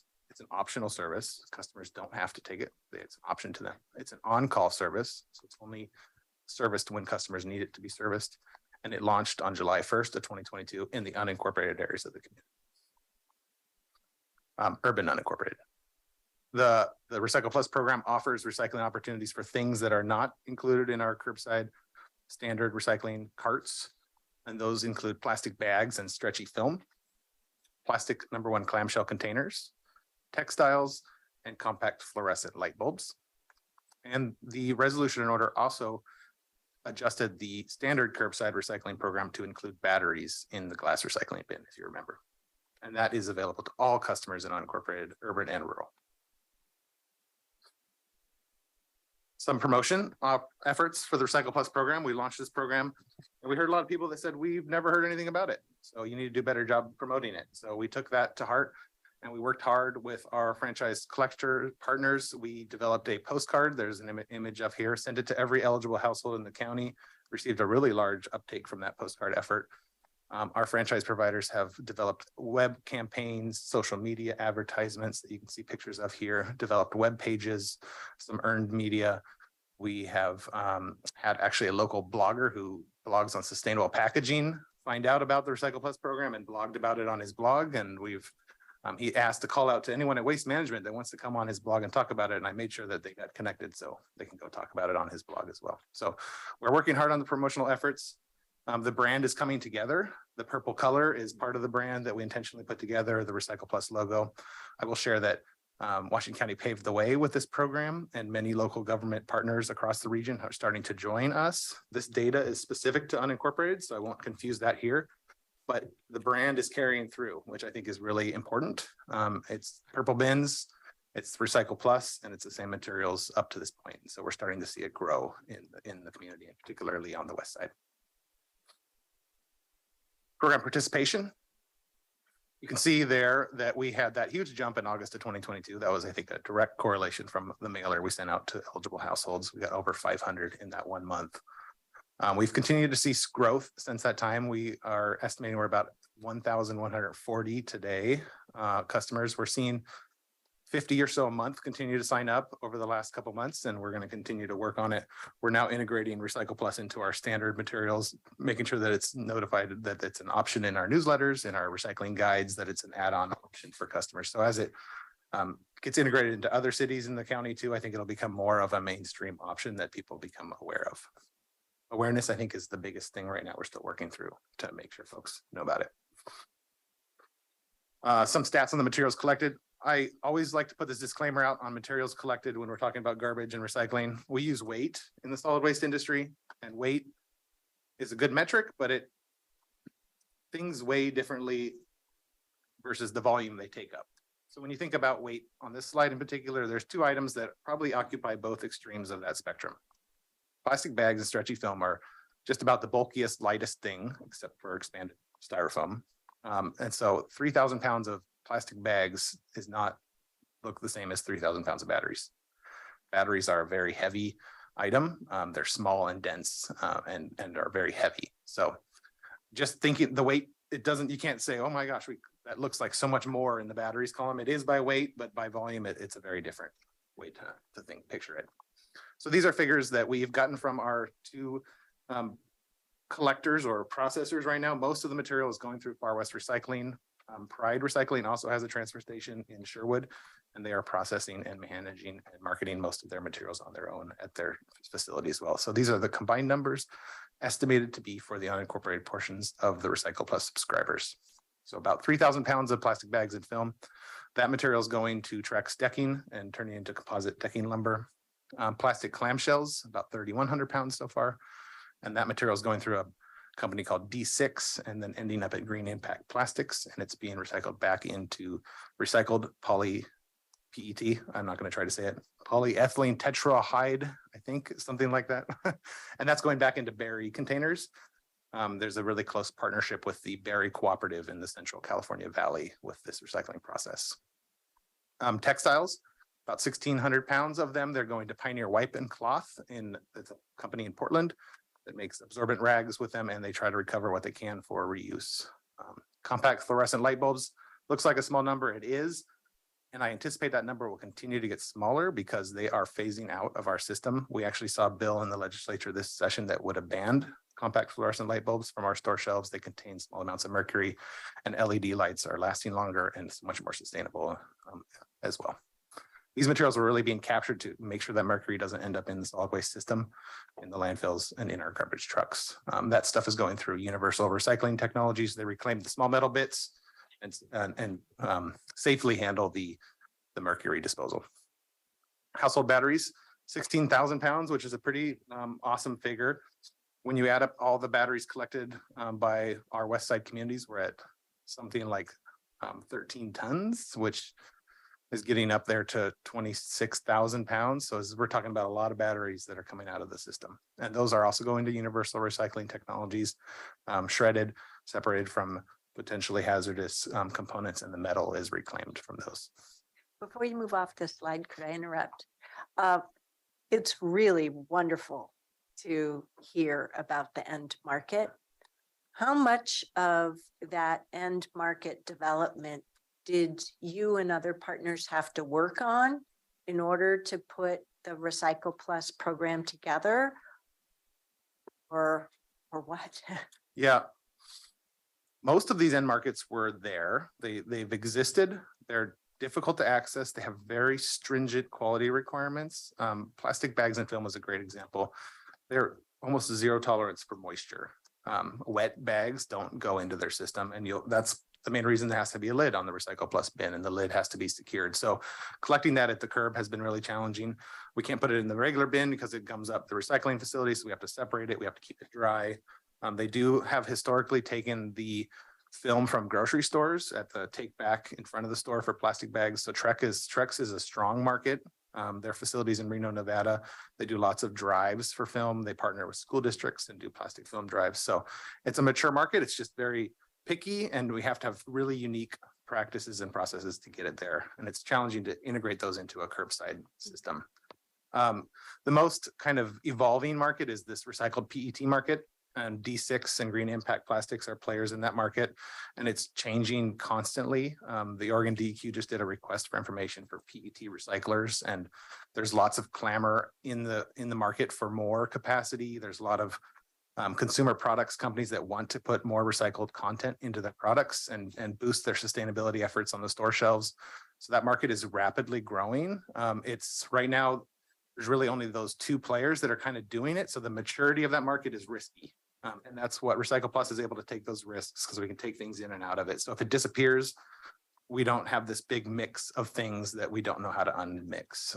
We can easily kind of pull a bag out of that program. So that's the most kind of bouncing market. I expect it's going to get better over the next 5 years as well. And especially with the Recycling Modernization Act, we're seeing these companies come in and say, we want our PET in the program. And the state's saying, build more mature markets and guarantee us you can recycle it, and we'll get them into the program. And so I think that's a big incentive for those companies as well. Textiles is an interesting one. This is a downcycling process. So we're not really recycling, we're creating absorbent rags, which is good. It's another life for these materials. If they're good quality products, donating them is better. Pioneer Wiping Cloth does try to glean for donations, but if you have a bag full of jeans, Goodwill is probably a better place to take it because it's more likely to end up back in circulation and on the store shelf. It's an option for things that are past their life or torn or ripped. And it's a local market. It's a local business, it's been in place for 100 years. So it's just now kind of building these partnerships with the solid waste system more. And it was usually working on the back end of those donation systems. And then these other facilities like URT, they've been around a long time. They process the electronic waste from the Oregon e-cycles program. And so they have a big state contract for that. So they're a big reclaimer, and a lot of that kind of filters down into the steel and scrap industry once it's separated and captured. So markets have been there. They're fluctuating, maturing. They have really strict requirements. And so this programs are designed specifically to meet those requirements and get those materials in. And most of the time that can happen easier at the depot, where we're asking community members to separate and bring it in, but this is basically bringing the depot to the curb. Well, thank you for that work. My colleagues know that I was away again last week back in New Hampshire, and my cousin Tony Sapienza is on the city council in Manchester, New Hampshire. And so we geek out occasionally on policy and public programs, and they don't have the level of markets that we have here. So right now, they're commingled recycle bin content is going right to the same wheelabrator incinerator that Hmm. their It's unfortunate. garbage is. So, Yeah. yeah, So they feel good because they put it in a different can, but it ends up in the Same same place. place. Yep. Yep. And that's not what we want. What's the cost? I can't. Of the Recycle Plus program? So $250 a month for being a member of theirs or, Right. enrolling in the program. I'm not sure what word is the right word. And then when you need a pickup, it's $925 per pickup. And we're seeing from the data that folks are getting picked ups like every 10 weeks. So it's like we thought. It's a little bit less frequent. I think everybody brings the bin in their home and they're expecting to always need it. And it takes a little while to accumulate these products and materials. And then about every 10 weeks, they subscribe for a pickup. We gotta figure, it's just my opinion. Yeah. But gotta figure out how to make that a free service, because I would bet that, especially in senior communities and others, they're gonna say, "Well, I don't want to pay for an extra bin and Yeah. pick up, I'll just throw in the garbage can." And then it has to be some incentive. Yeah. to Do the right thing. Yeah, I don't disagree with you. It's, it's all about paying for the cost of the service, right? And we are closely watching the development of the Recycling Modernization Act, and the state is inviting these producer responsibility organizations into the state to help fund these systems. Many of these products are ending up on what they're calling a PRO, which is Producer Responsibility Organization depot list, which means that organizations will have to develop a network of depots where folks can bring these products. And we're talking about, there's a section in the state law that says, the PROs must work with local governments to arrange a depot network or an alternative method for collection. And we're seizing on that clause and asking the state if there's an opportunity for us to say, hey, you could build less depots in Washington County if you support financially these types of programs. We can bring the depot to the curb. Yep. And how can we get support from the PROs to pay for that extra cost and make it available to all of our communities? So that's what we're really There would be a little bit. Yeah. hoping for in the long run. And I think getting these programs in place positions us well to have an established process in place versus kind of building it from the ground with. What's it cost them to extract certain things like batteries? It must be, the haulers must be paying. Well, they're separate bags in the bin. No, but I'm saying if they just throw them in the garbage can, Oh, I mean, people throw a lot of stuff in the garbage, as you know, and so if there was some incentive to the hauler, I would think that maybe they could make a little. but the haulers just take it to the transfer stations. Dump it off. Right, and it's. And dumped somebody on the else's floor. problem. Right, right. So Hmm. there's very little checking. And for the municipal trucks that come in on the wet side, like if they go to Metro South, it's just a huge pit because they repurpose the pit. Whereas if we go in as commercial dry side, then they do have some staff that try to pick out of the pile that you dump onto the floor. I have spent way too cleaning out houses and dealing with this stuff. So, And these products, even compact fluorescent light bulbs and batteries, are not illegal to throw in the garbage. They are considered a small trace amount of hazardous material and they're not banned from the landfill. So throwing batteries in the garbage or, household alkaline batteries is not against the rules per se. I mean, there's a better way to manage it and separating it. And part of the battery program, you might recall, was fire prevention. We have fires in trucks when batteries kind of connect and spark.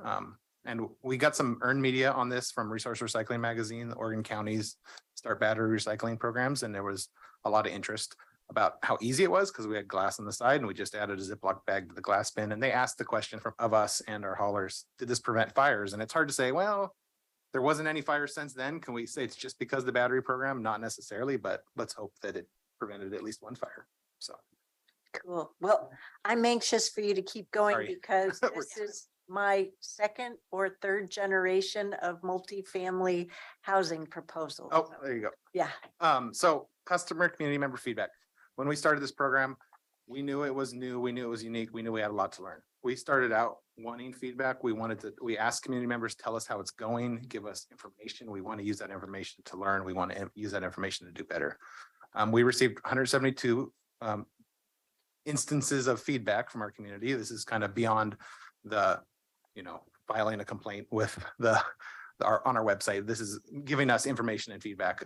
We categorize that information by the type of feedback we got. We used inquiry, complaint, interest, a pickup request or a problem. And this is kind of the graph of what those complaints came in. Inquiries were definitely our number one feedback category.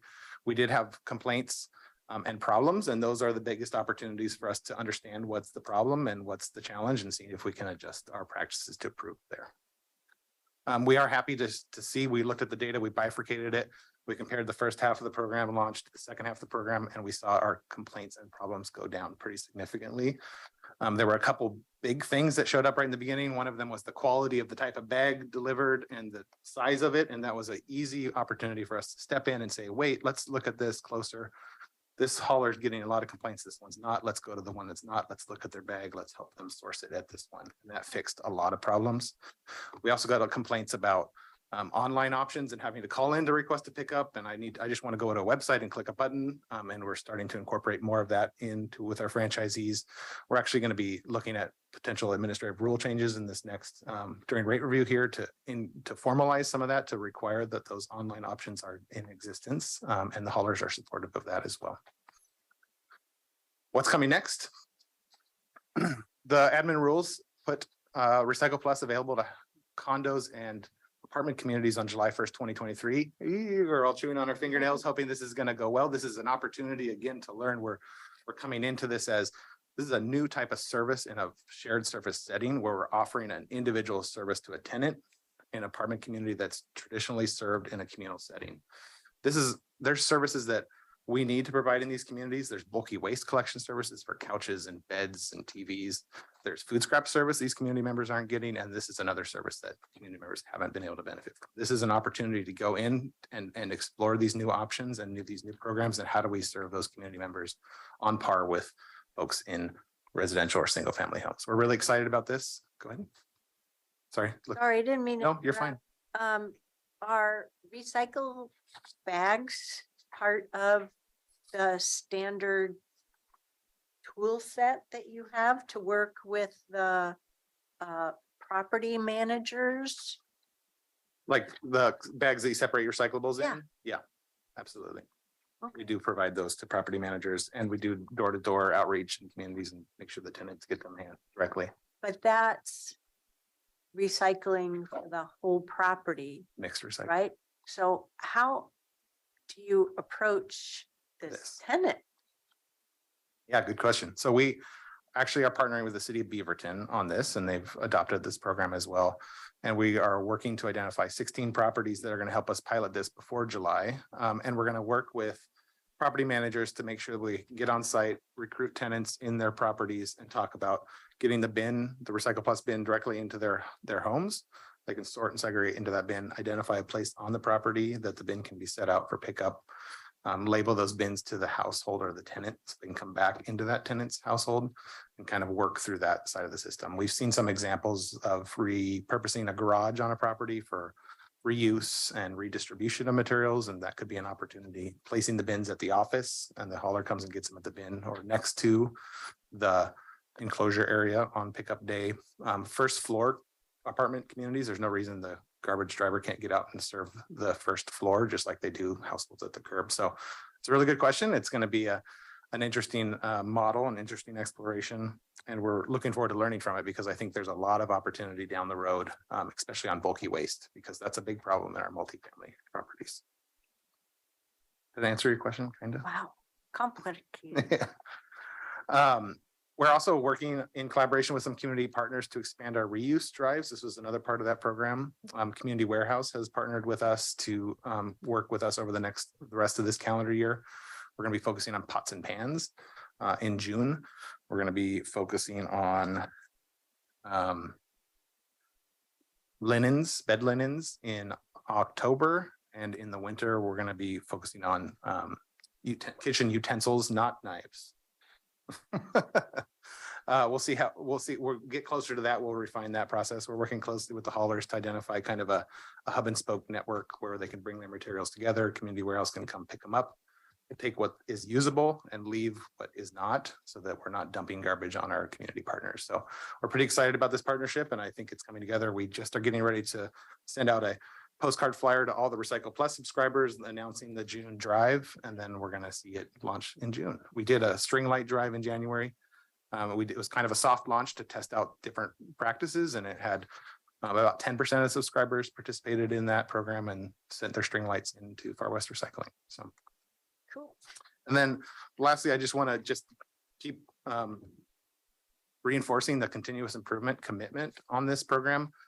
I know that our franchise providers are committed to continuously improving, and this is one of our greatest opportunities, I think, to stretch outside the box and really think about how we can do things in our system to better serve our community. And we are committed to receiving feedback. We welcome it, even if it's critical. We want to hear it because we want to know what we can do to make the program better and more successful for folks that want to participate.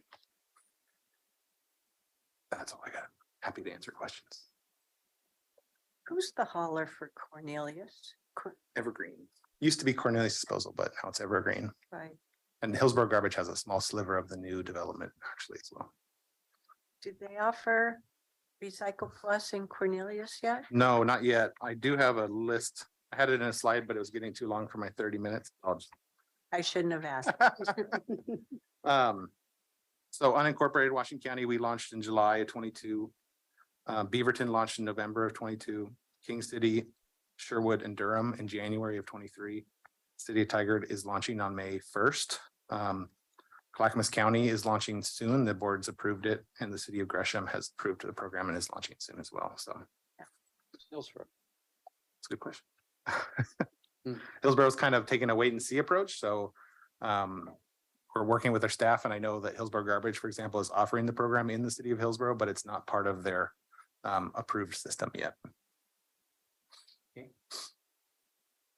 And the reason I thought of Cornelius is the demographic in terms of diversity, income as well, and because of various metro programs where there was more outreach in Cornelius and Forest Grove to test out, the first cultural program that Metro had was related to garbage and recycling and focused on Cornelius and Forest Grove, and then followed up with Vamanos and whatnot. So those all went very well, learned a lot. Very helpful. Commissioners, I'm sorry, questions, feedback? What Great. input. amazing work. Mhm. I mean, it's not even been a year. Yeah, I think we're looking forward to trying to make it better. And as more jurisdictions come online, it'll hopefully become a mainstream part of our programs. And let's get the PROs to pay for it, to your point. Well, I admit, I still haven't signed up my household yet. It's just the matter of make it easy, and I haven't done the homework to look at the garbage bill to figure out what website or phone number I have to call to sign up. So my problem, not the program's problem. Thank you for your support and your interest, and Yeah, we thank you. appreciate your time. Have a good day. Thank you. I need to take a quick bio break, but there's no reason why you can't keep going and get into the Washington County Transit Study Update. Or we could do a 5-minute bio, all of us. What would you like, Commissioner? Like it. Okay, 5-minute break. See ya at 10 minutes to the hour. Yeah. Hurry up. Let's get along.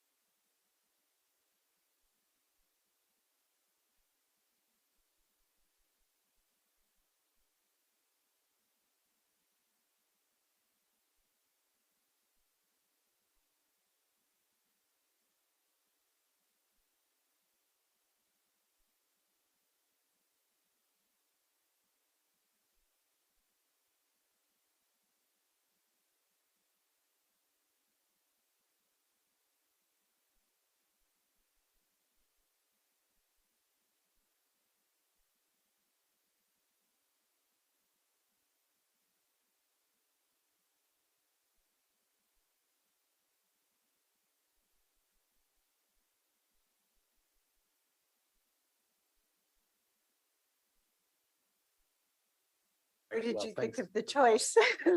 And, you know, he just read it. And I'm like, "What?" So I told him about my experience, because he saw me put the book down, right? He saw me reading it. So anyway, yeah, just different approaches.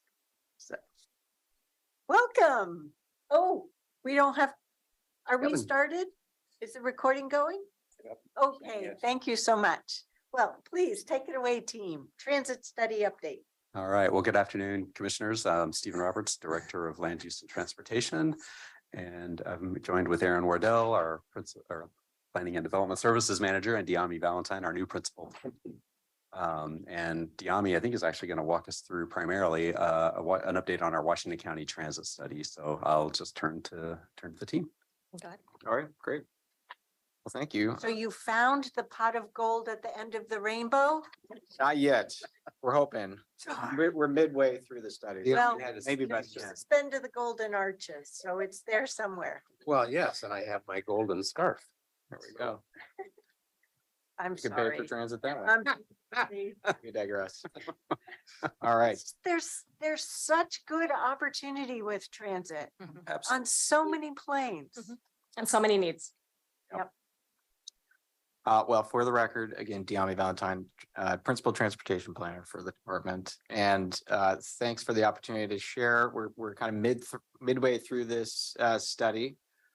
Just a reminder, this is a multi-jurisdictional partnership. We are supported with funds from not only the county, but the city of Beaverton, Hillsborough, Tualatin, and Tigard in this effort. So we appreciate their contributions. And so we wanted to provide a quick overview and kind of the process that we've gone through and share some findings on some market analysis, and we just wrapped up a kind of substantive community engagement touch point, and just share with you some of our findings from that work so far before we kind of get into developing this vision that we hope to come out of this effort.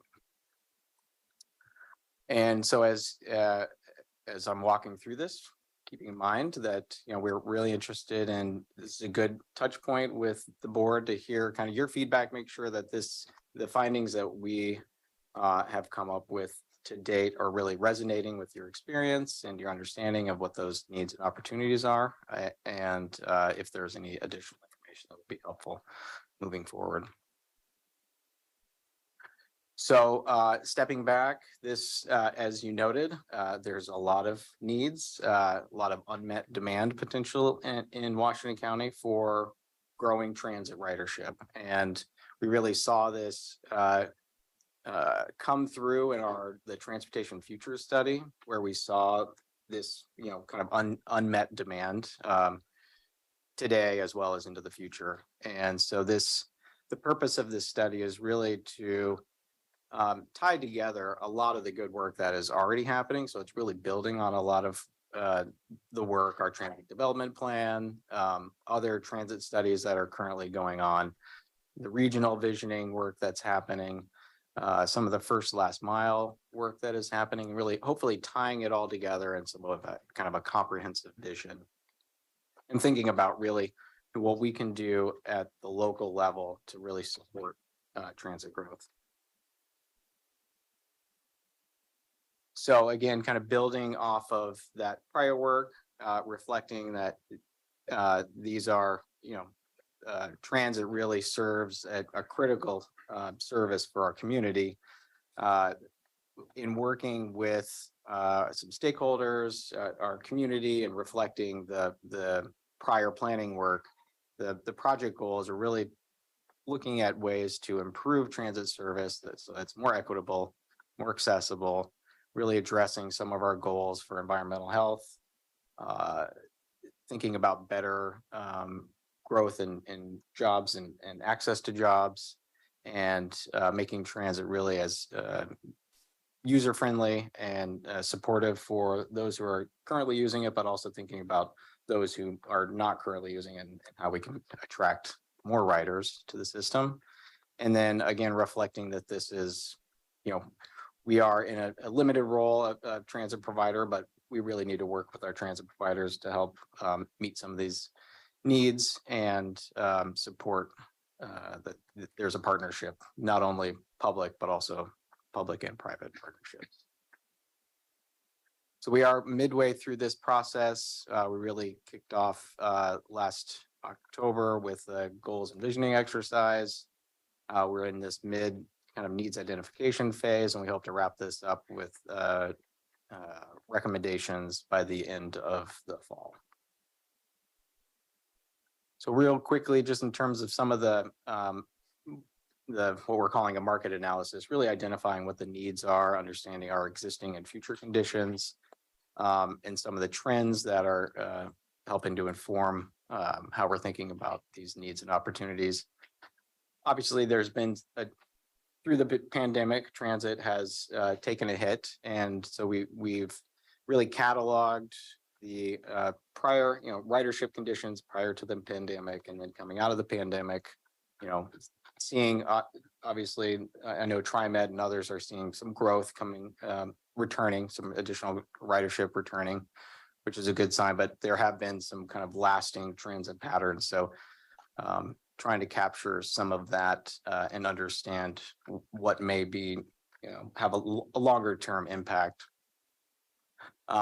No surprise, missing sidewalks, access conditions where there are not adequate access conditions. You don't see as much ridership. So that is a key barrier. And then, thinking in terms of, obviously in the county, we have large employers, they're dispersed, they're not concentrated. That creates different challenges and opportunities when we're thinking about our transit system. And then we did some really interesting analysis around travel times, comparing it to vehicle travel times. And to no surprise, it takes a lot longer to get certain destinations by transit versus driving. In some instances, 3 to 6 times if you're trying to get between here and South County, for example. Aha, that's what the colors are. That's what the chart is showing, yeah. Communicate to. Yes. Okay. No, good point.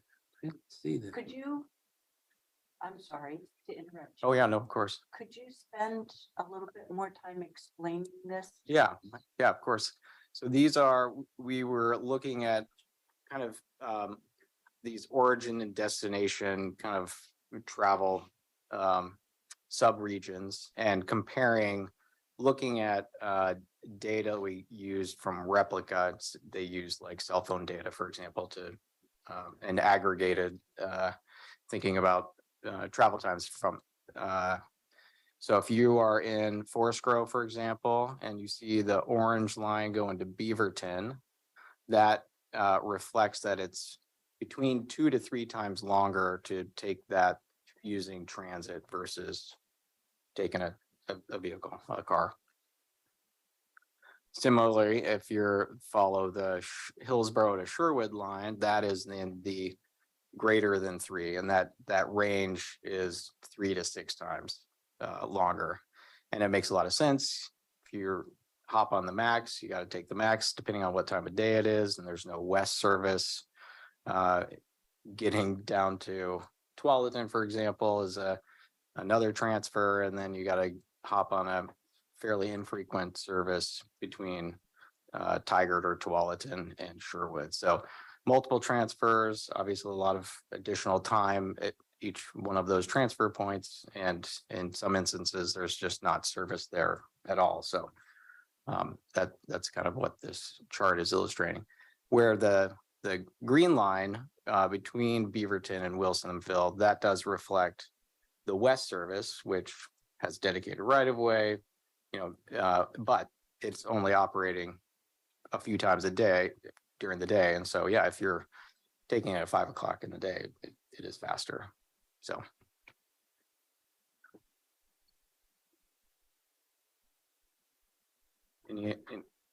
Any other points of interest on this chart?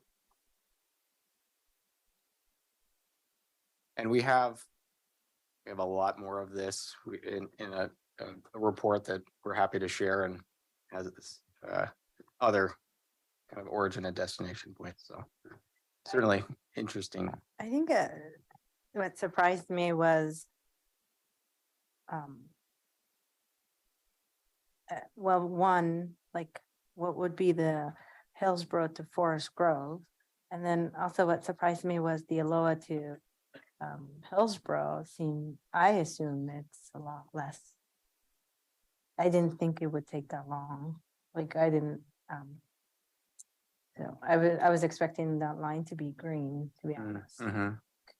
But well, That's our It TV would highway be- study objective. it would be from the standpoint of the number of bus lines, Mhm. but the bus still makes all those stops. all those stuff, yeah. So that's the multiplier.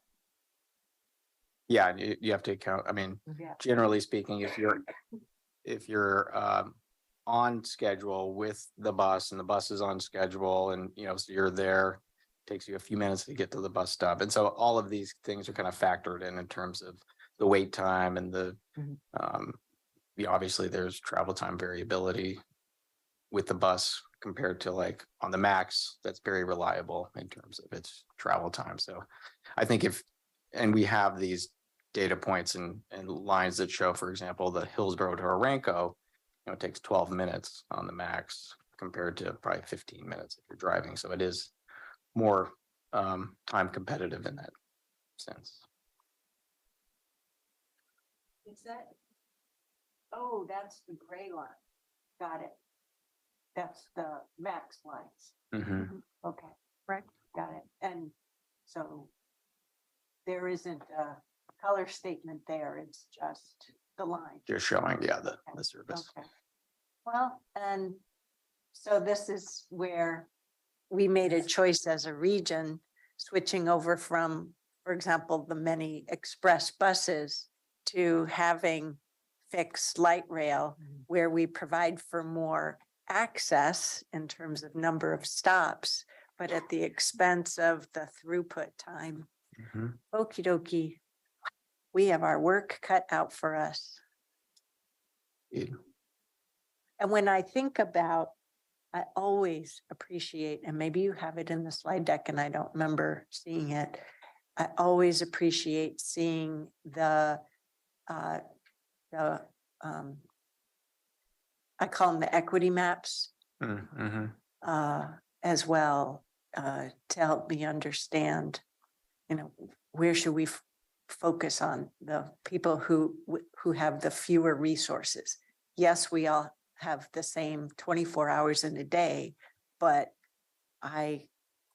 because of my higher income, I'm able to buy myself more time efficiency in my day than other people. And I will never forget my life lesson. Hopefully it will be my only time in my life of being absolutely transit dependent.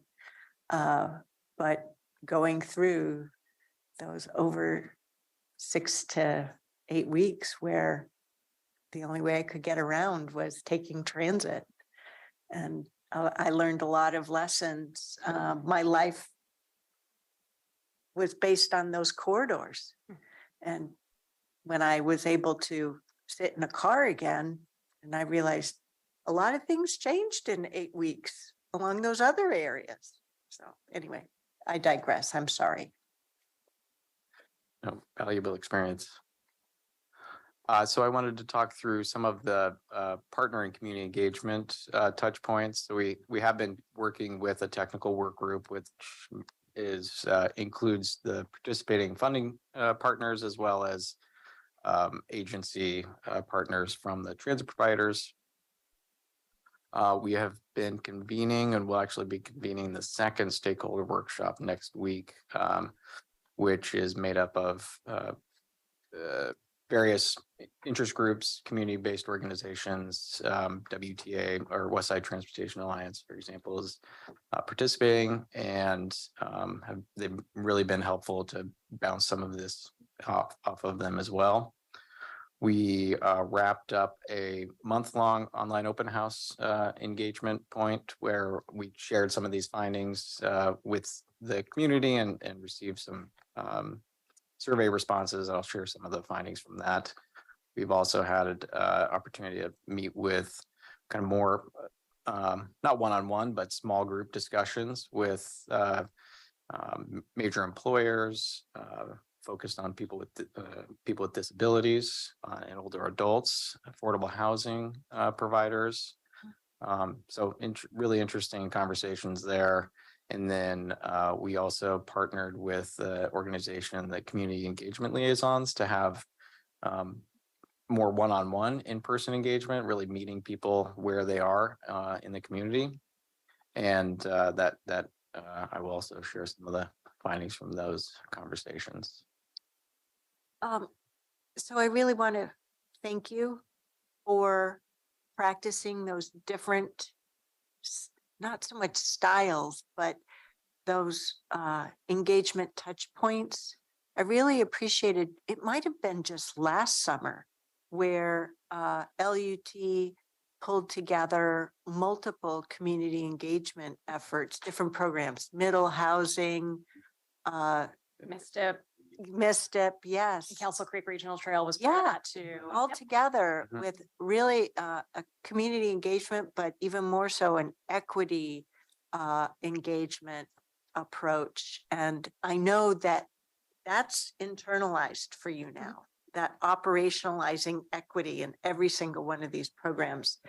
So for example, as you've highlighted some of these groups, you know, affordable housing groups, the community liaisons, the shift workers. I mean, so many of these audiences have come out of those prior transit studies. Yeah, very much so. I'm so proud of you. Thank you. And we've learned Impressed. a lot from the variety of different engagement methods too. You really are able to have a richer conversation with a smaller number of people, but when you target it that way, you can learn some really valuable lessons and then still do the more broad brush online open house type tools that make it very accessible for a bigger group of people. So I think mixing those as we need to for each project has been a big success.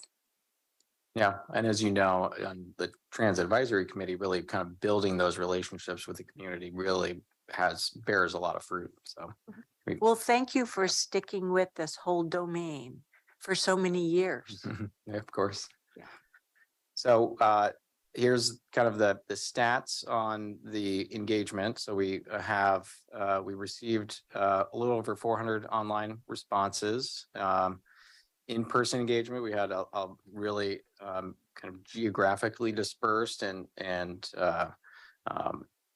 really rich touch point with in-person engagement. And then the roundtable discussions were really kind of nuanced and focused, as we noted. So on the graph we show in terms of the demographic characteristics of the online responses versus in-person responses. The in-person responses are really focused on supplementing, understanding that the online survey responses were probably not going to be as representative. So we wanted to reflect a more richer demographic characteristic there. So on the county population, Patricia, could I ask a question?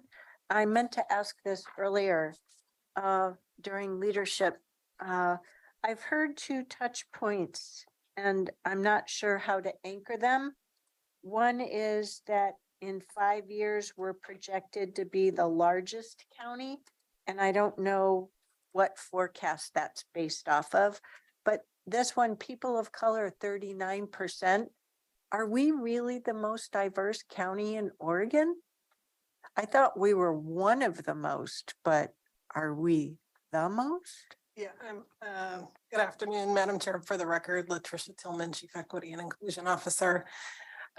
You raised 2 questions that I have also been wondering about, and I can't give you a definitive. Oh, that's answer. okay. You're on the case. Right. I have also heard we're on track to be the largest county. I don't know where that comes from. I have not spoken those words, but I have heard those words spoken. Yeah. When it comes to being the most diverse or one of the most diverse counties, I think by percentage, we are not the most diverse, but by numerical, I believe that we are. Okay. And we may be in terms of certain population groups. So we do not have the largest African-American population, but I believe we do have by number the largest Latino, largest Asian population. So there's multiple data points, and I don't think clearly based on what you're sharing, I don't think we have landed on one communication format. As always, you're continuing my journey of learning and better service. So thank you. Thank you.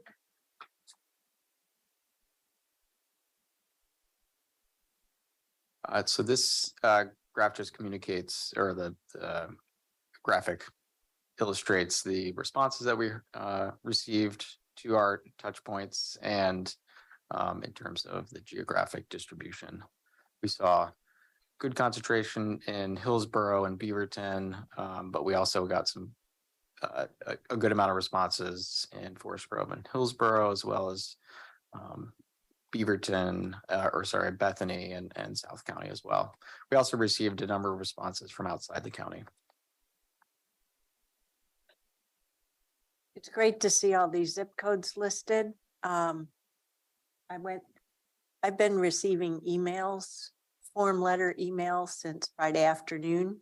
And so last night during the city council meeting where they were having public hearings on things, I cruised through every single one of the emails and looked at the zip codes, and I counted out of the 62, there were 3 or 4 that were actually from Washington County.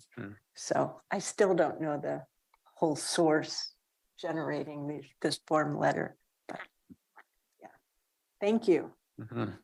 I didn't have a handy dandy sheet. Now I do. There you go. So this is just, I'm going to walk through a couple of, obviously there's a lot of information here, but give a couple of highlights in terms of what the type of feedback that we heard. One thing that really came through in a lot of our conversations was we need to build on the success of our partners at Ride Connection. And so there was a lot of folks who really appreciated that first and last mile community connector services. So the shuttles came through in a lot of those conversations. Some of the barriers, and there'll be some common themes as you'll see through this. But just in terms of challenging access, especially for people with disabilities, actually being cost prohibitive. We did have some conversations with representatives that were working with the houseless community. So that's really where that that comment came from. Travel times being not as competitive. And then in terms of opportunities, really thinking about more frequent, reliable services, fewer transfers, improved services to South County as well as within South County, and then increased connections between North County and South County in the urban area.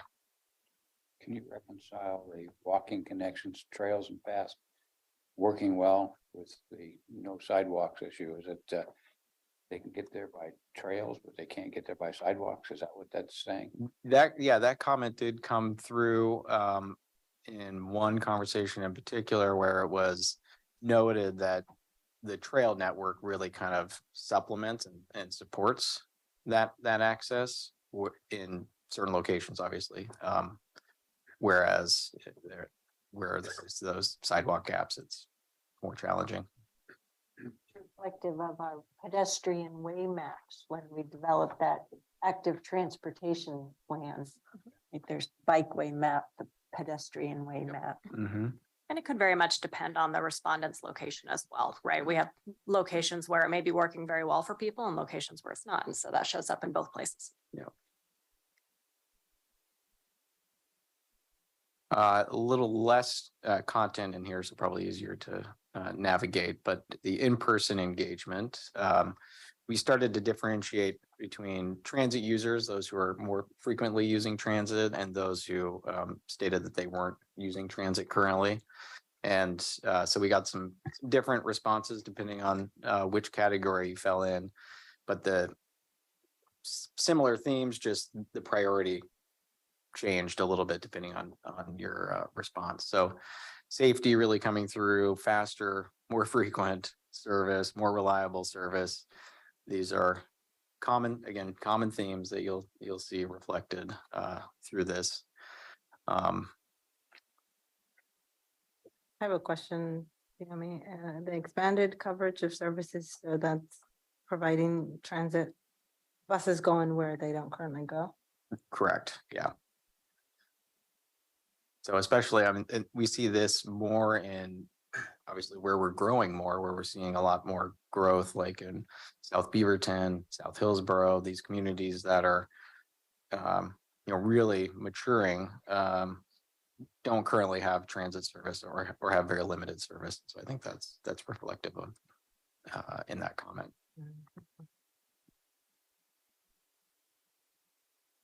And that last bullet point, more affordable fares, with the fares going up.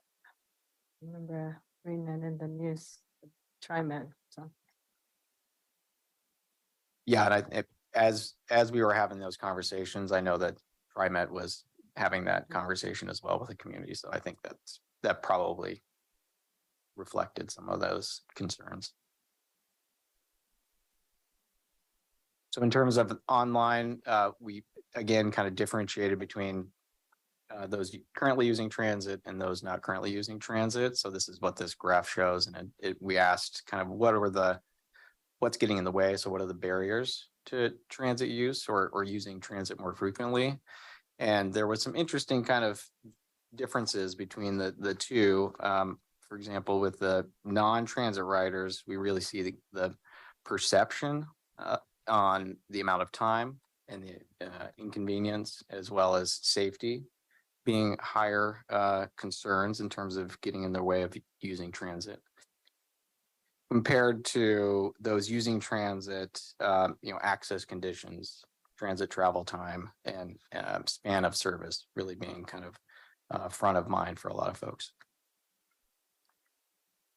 And then what I kind of found interesting was the difference between that perception of safety for existing versus non-transit riders. So it's kind of that, the availability heuristic about what is the perception of what that safety concern is. So those who are riding it have the experience of it being generally safe. You might have some safety concerns, but you may not have a choice also. Or once you figure something out, you figured it out. Right. It's not as much of an obstacle. And then, so we asked, obviously there's kind of an inverse of the question that we asked in terms of what's the barrier, but what kind of improvements would community members like to see, and faster travel times, better access conditions, more frequent, more reliable service. I'm really fascinated to see the transit rider response. Getting to and waiting at stops is safer and more comfortable. Once they're on it, they're on it. These 40% responses in blue is just fascinating. Yeah, and that's there's the access conditions, and that's well within the counties and local jurisdictions kind of purview, is improving those conditions. Obviously, we can try to coordinate and encourage our transit providers to provide services, but Reminds me of the phrase, everyone deserves the right to get to their destination safely and comfortably.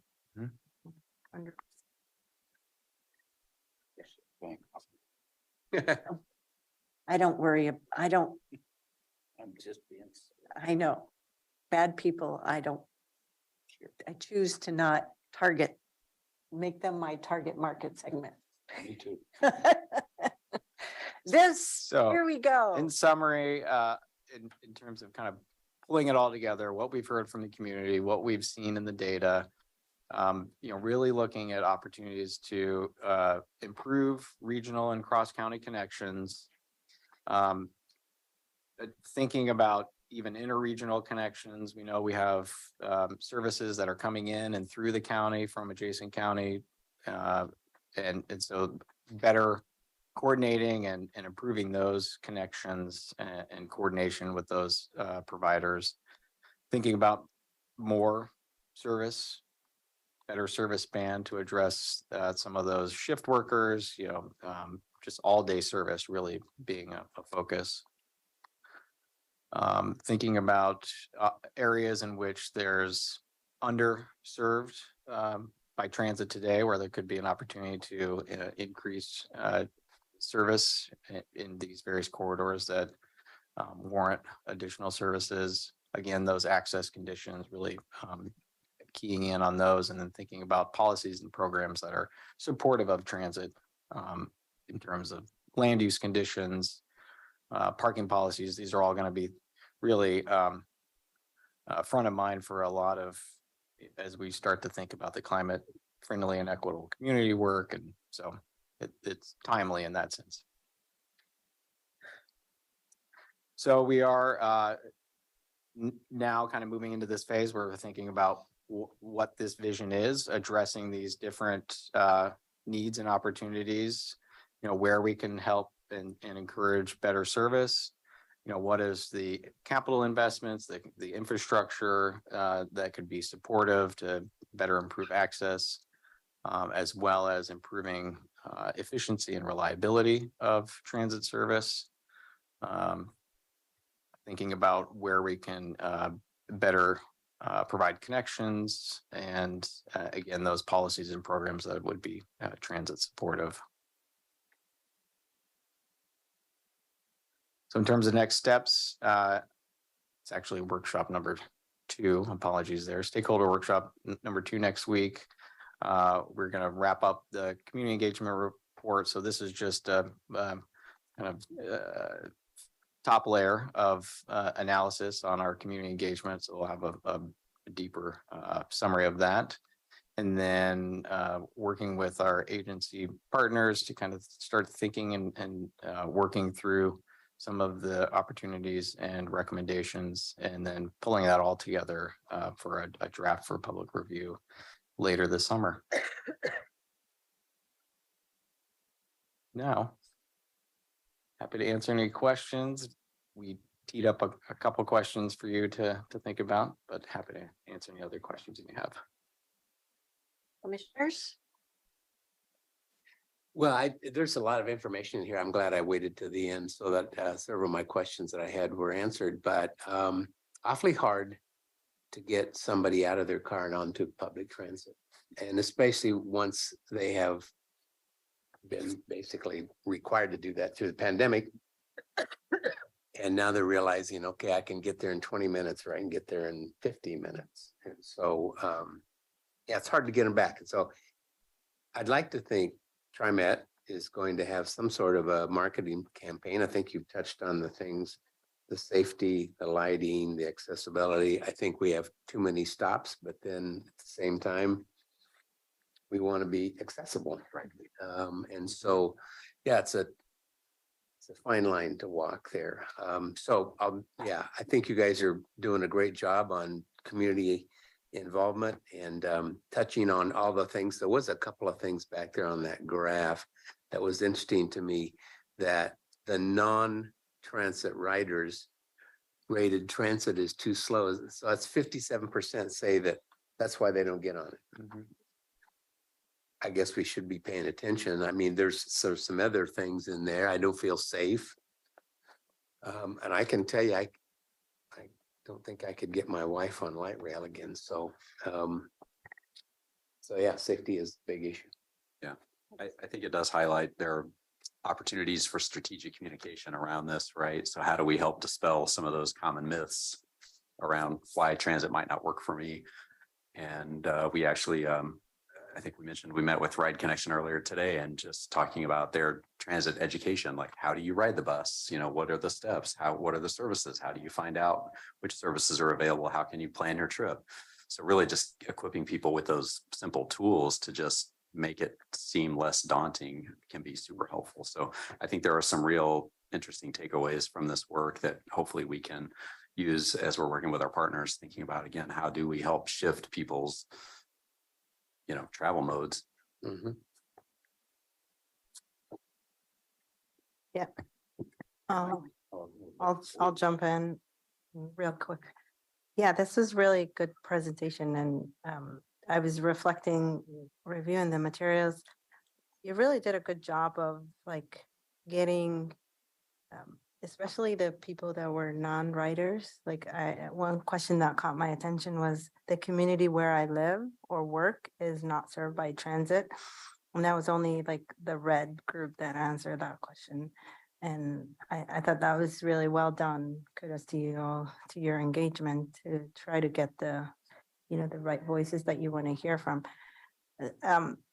One thing that I was reflecting back when I was reviewing this material, and perhaps this is maybe how I understood, perhaps this is not what you meant, like the building vision, when I was reviewing this, I was thinking, is Washington County going to do all of this?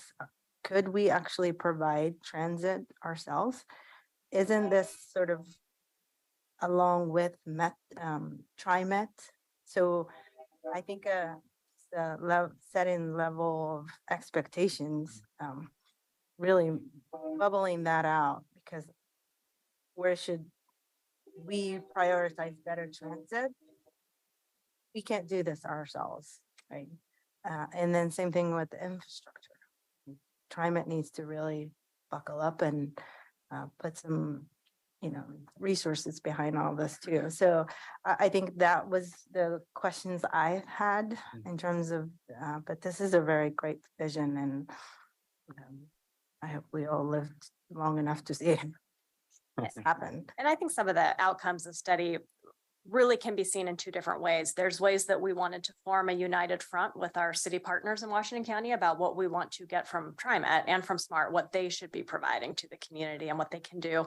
But then what are our roles and responsibilities? What are the things that are the purview of local government? And that can be things like providing the sidewalks so that people can access the transit stop or lighting along the road. And so really delineating what we can take care of to help support that vision, but working with our partners to have TriMet do more for us as well. Yeah, 100%. And then the other thing that caught my attention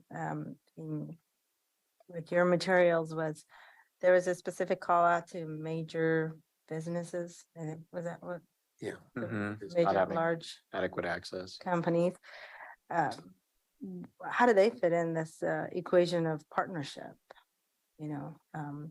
So I think there's also a role for these large businesses to play in contributing to problem solve this. And I didn't see any of the materials, all of the comprehensive list of who we're considering major businesses, but I think we off the top of my head, I know a few, and I think they can really put some resources behind to help mitigate this problem for everyone in Washington County and especially to their businesses and to the employees they serve.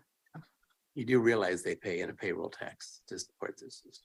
And they pay a lot of money, and the challenge has always been, we don't think we get our return on investment in Washington County. So Yeah, we certainly. contribute to the region, but we don't get a very good return back. I think it's a both and, so that's all I'm suggesting. I'm not to debate. No, But, I'm just saying. Yeah, and I think It is- Commissioner Willie is right to point out that four of us have are battle hardened in Yep. terms of Absolutely. that.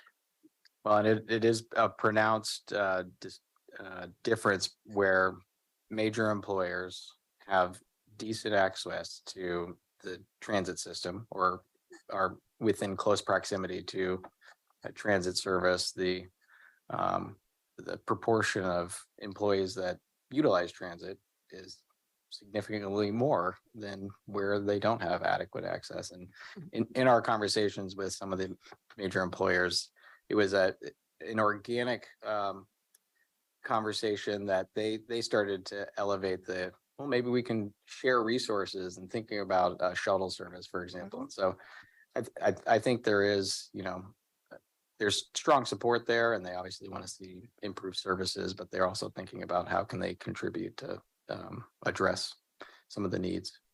And we have the West Side Transportation Alliance as well, who works with all sizes of businesses, trying to really help promote travel alternatives and options. And they're a good partner working with us as well. And I know Nike and Intel in particular have staff members who really work on this transportation options work. And so those are the folks that we're coordinating with, and they're working internally within their organizations, also trying to help shift demand and travel options for their employees too. So it really is it's a good partnership. Yeah, no, this is really exciting. I think when I joined, you all were starting this survey, so I look forward to seeing the full report, and hopefully you'll have not a heat map, but sort of a map where the deserts are concentrated. We do, yeah. I appreciate the time ones, the ratio time between autos and transit, but I think it'll be interesting to see where and then also, does the population exist? You know, there could be an area, but yeah. And I also saw, you know, for some of the data, like for TriMet, to really hone in on some of this data, because there was a lot of good data that could support their Forward Together plan in connection to from Washington County lens. So good stuff. Points would be, do I need additional information or briefing? Not particularly, but that's just me. Others might. What are the needs? I think you've done a good job of displaying that in all your surveys. So I won't spend any time on that because you teased out what the issues are. To me, the opportunities are what the question is. And at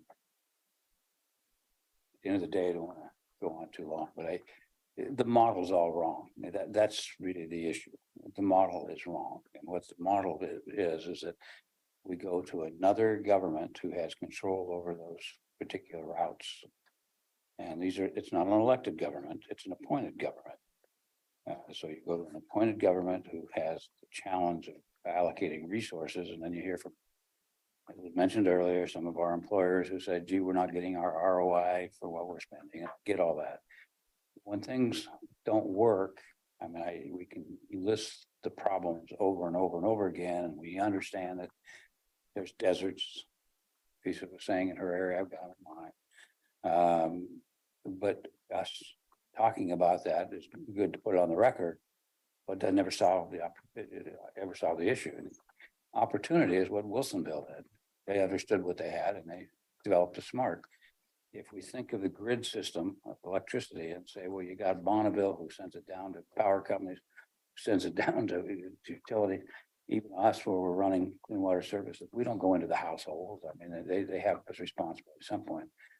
So at what point do we say, is there some real dialogue and discussion on the service delivery model with TriMet and saying, maybe you're the spine and we're all the spokes, and maybe we do have a system to, you know, the commissioner's point over here, that maybe we do the spokes. What would that cost, and what would be our share of not only the transit tax on payroll for the, you know, that we all pay as employers, I pay it too, but I also have a statewide one that we're not participating on because that's going to TriMet itself. So do I blame TriMet? Not a bit. I mean, they've got a big, vast area, lots of needs, and everybody's pointing. Do you continue in that model?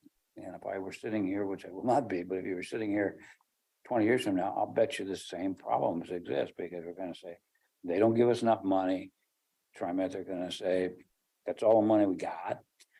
We've got a big region, and we're still going to have areas that are not going to be addressed because frankly, the big spines don't work. You can't run light rail into neighborhoods. You can't run big articulated buses into neighborhoods. You run little shuttles.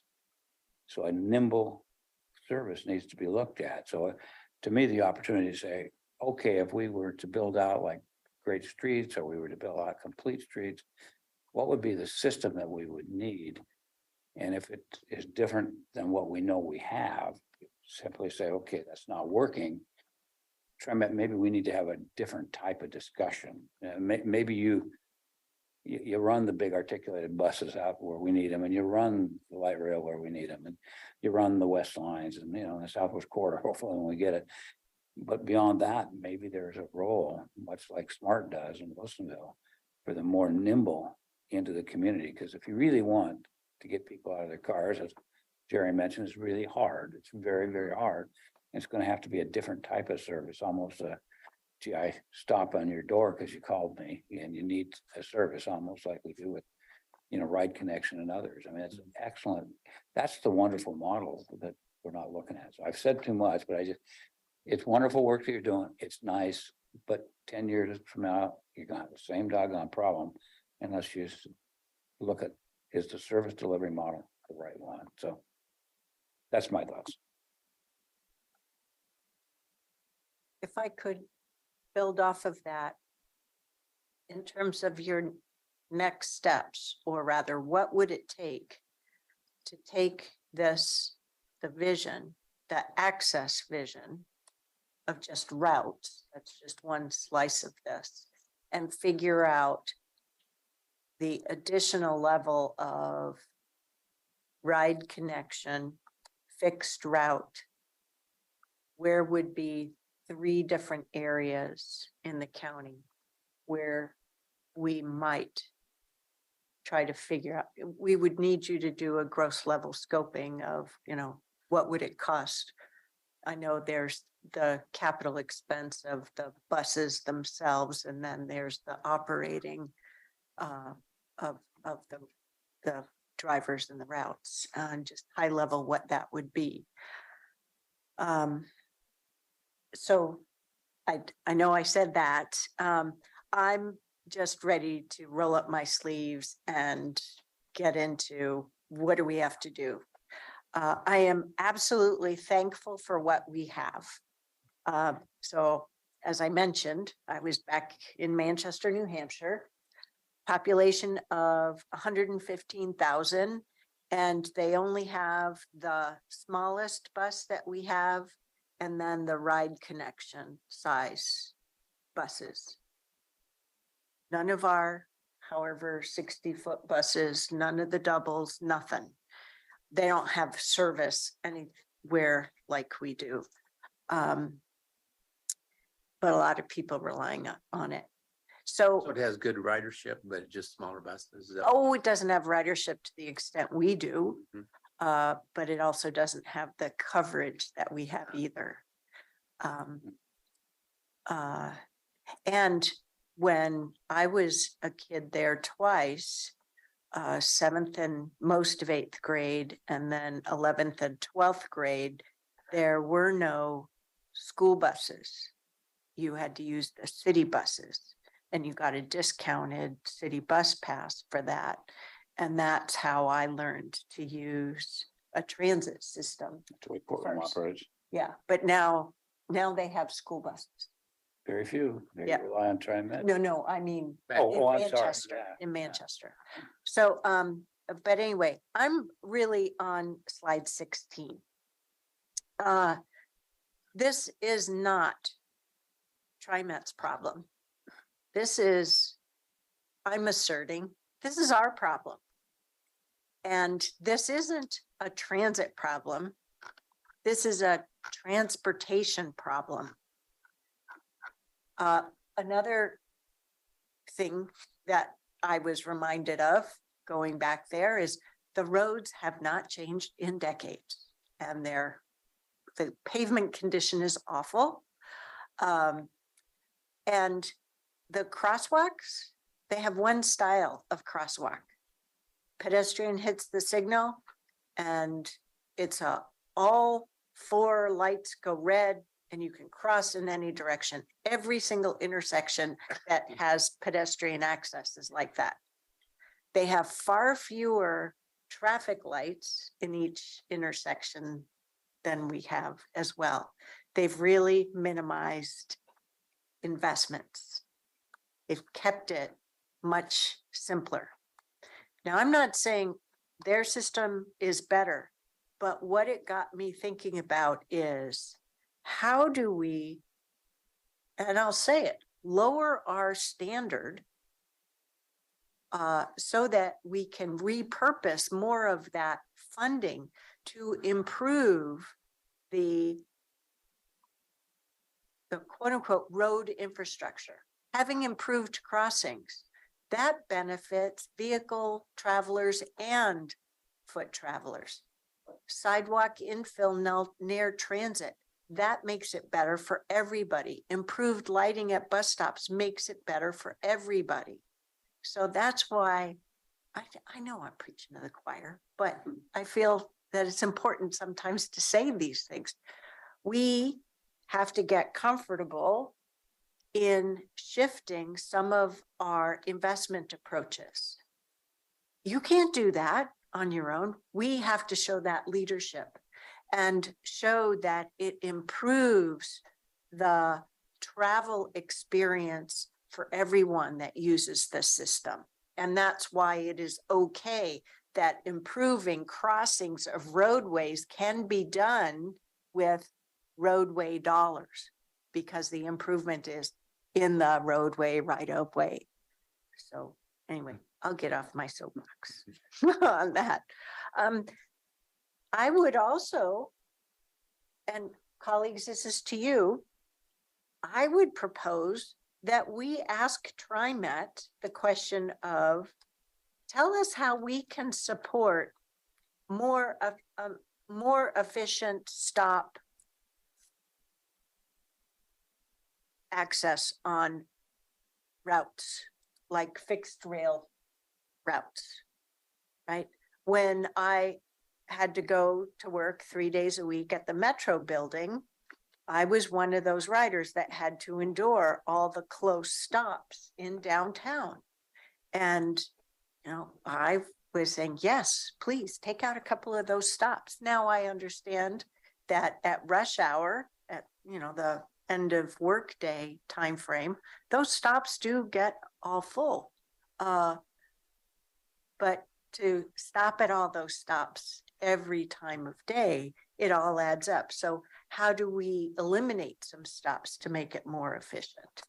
Our line 57 does a pretty good job of looking out for riders, and just, you can flag them down and they'll stop. But if there's nobody there and nobody's pulled the ride stop cord, you know, they got to keep going. And you'll get another bus 15 minutes later if you're off by a minute or so.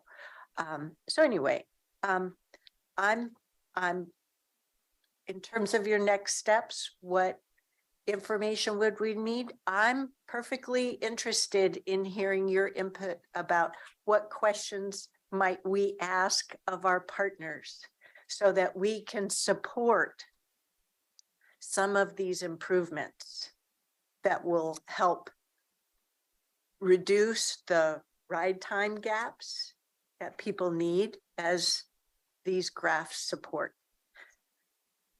The last comment I may be totally useless, but I'm really impressed by the level of breadth and depth of this study and how easy you have made it for me to understand what some of the needs are from both sides, right? The way you ask the question in different ways. And we're reliant upon state, you know, local, regional, state, and federal funding. And sometimes I do get fatigued by the amount of planning that we do and that we haven't been able to grow the pot of money. So one of this useless, I'm calling it a useless comment, is, golly, do our Congress people know how well evaluated our needs are? So that it really is. We do our homework. Yes, and we have a return on investment. And we would like to do more, and we really need their help. We've done the study. Just send more money. And we really do see the value in this study as really giving us a Washington County voice about what we think are the top priorities to benefit the communities here on this side of town. Better advocate that with TriMet and at the state level. Yeah, and so we absolutely agree that that's one of the key takeaways. We're looking forward to having an up-to-date, really good look at what we think is what we envision our future of transit looking like here. Yeah. Can I say one more thing? And that would be, see, the threshold question's never really been asked. The threshold question to me is, should we be in the transit business, or should we have a part of the transit business? And if our answer is no, then we don't need sidewalks, we don't need crosswalk, we don't need anything. That's not how I would answer. I would say yes, but if you say yes, then you have a whole different set of questions you should ask about. Mhm. What does that mean to be in the transit business? Do we have our own buses for the small routes? Do we start saying this is the standard that we want in terms of numbers of stops? Or do we have bus turnouts? They hate them. I've asked TriMet that before. Can you do turnouts? They said, we hate them. You know, we can't get back out. We'd rather block lanes. It really fouls things up. There's so many questions.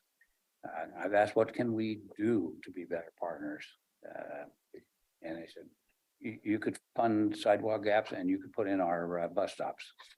And I'm saying, well, okay, well, what do we get for our investment? And we're already, tell me how that's a partnership. I don't think we should just point and they pay, nor should they point and we pay.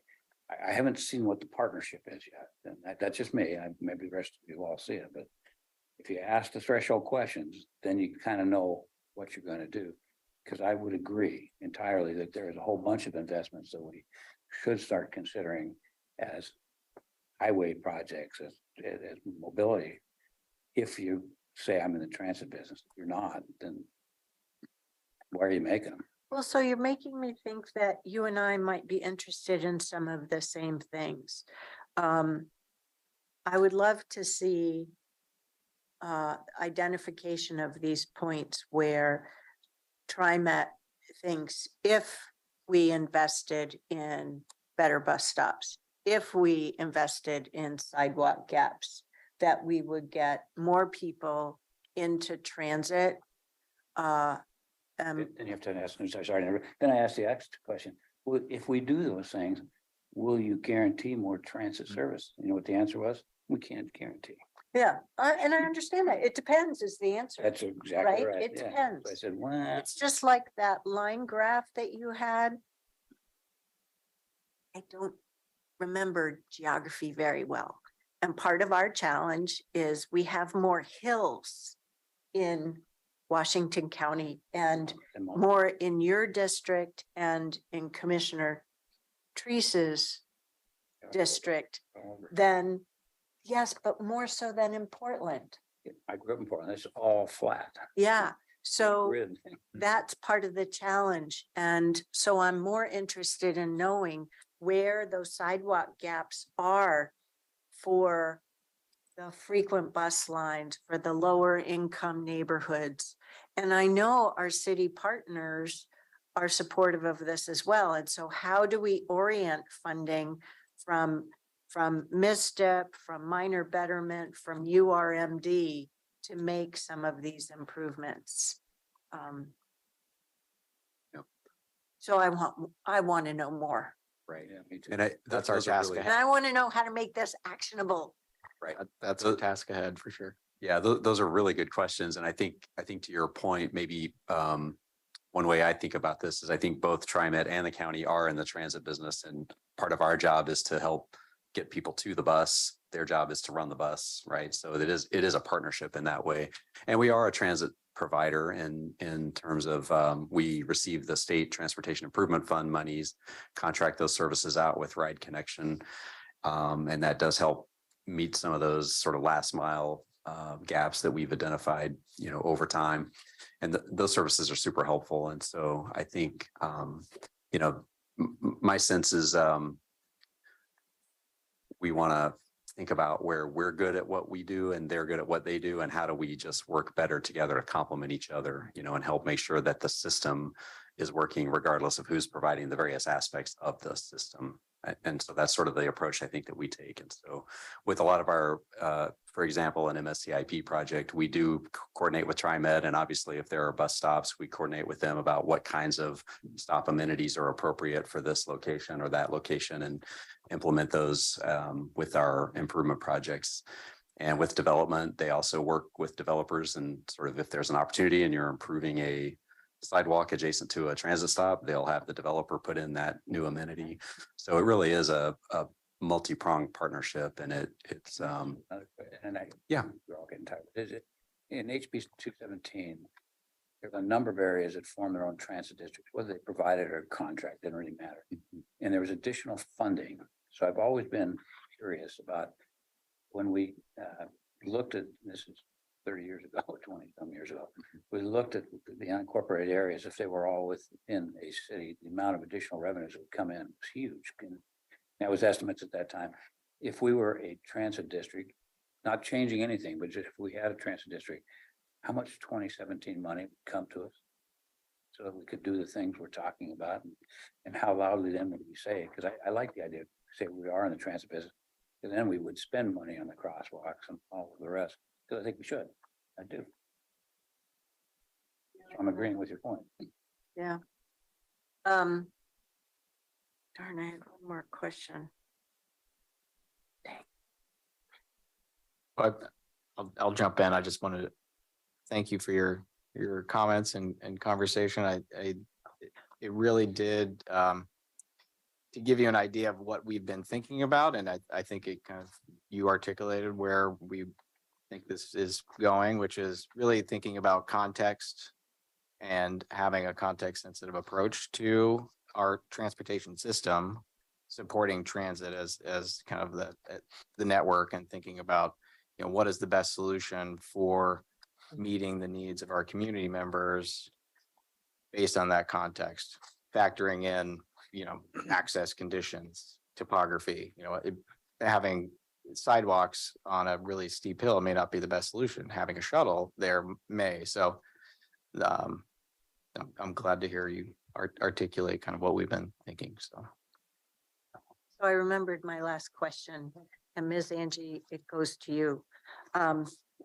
Because I'm thinking about budget and what things we can afford to do, what things we can't afford to do. Having these many things I'd love us to do.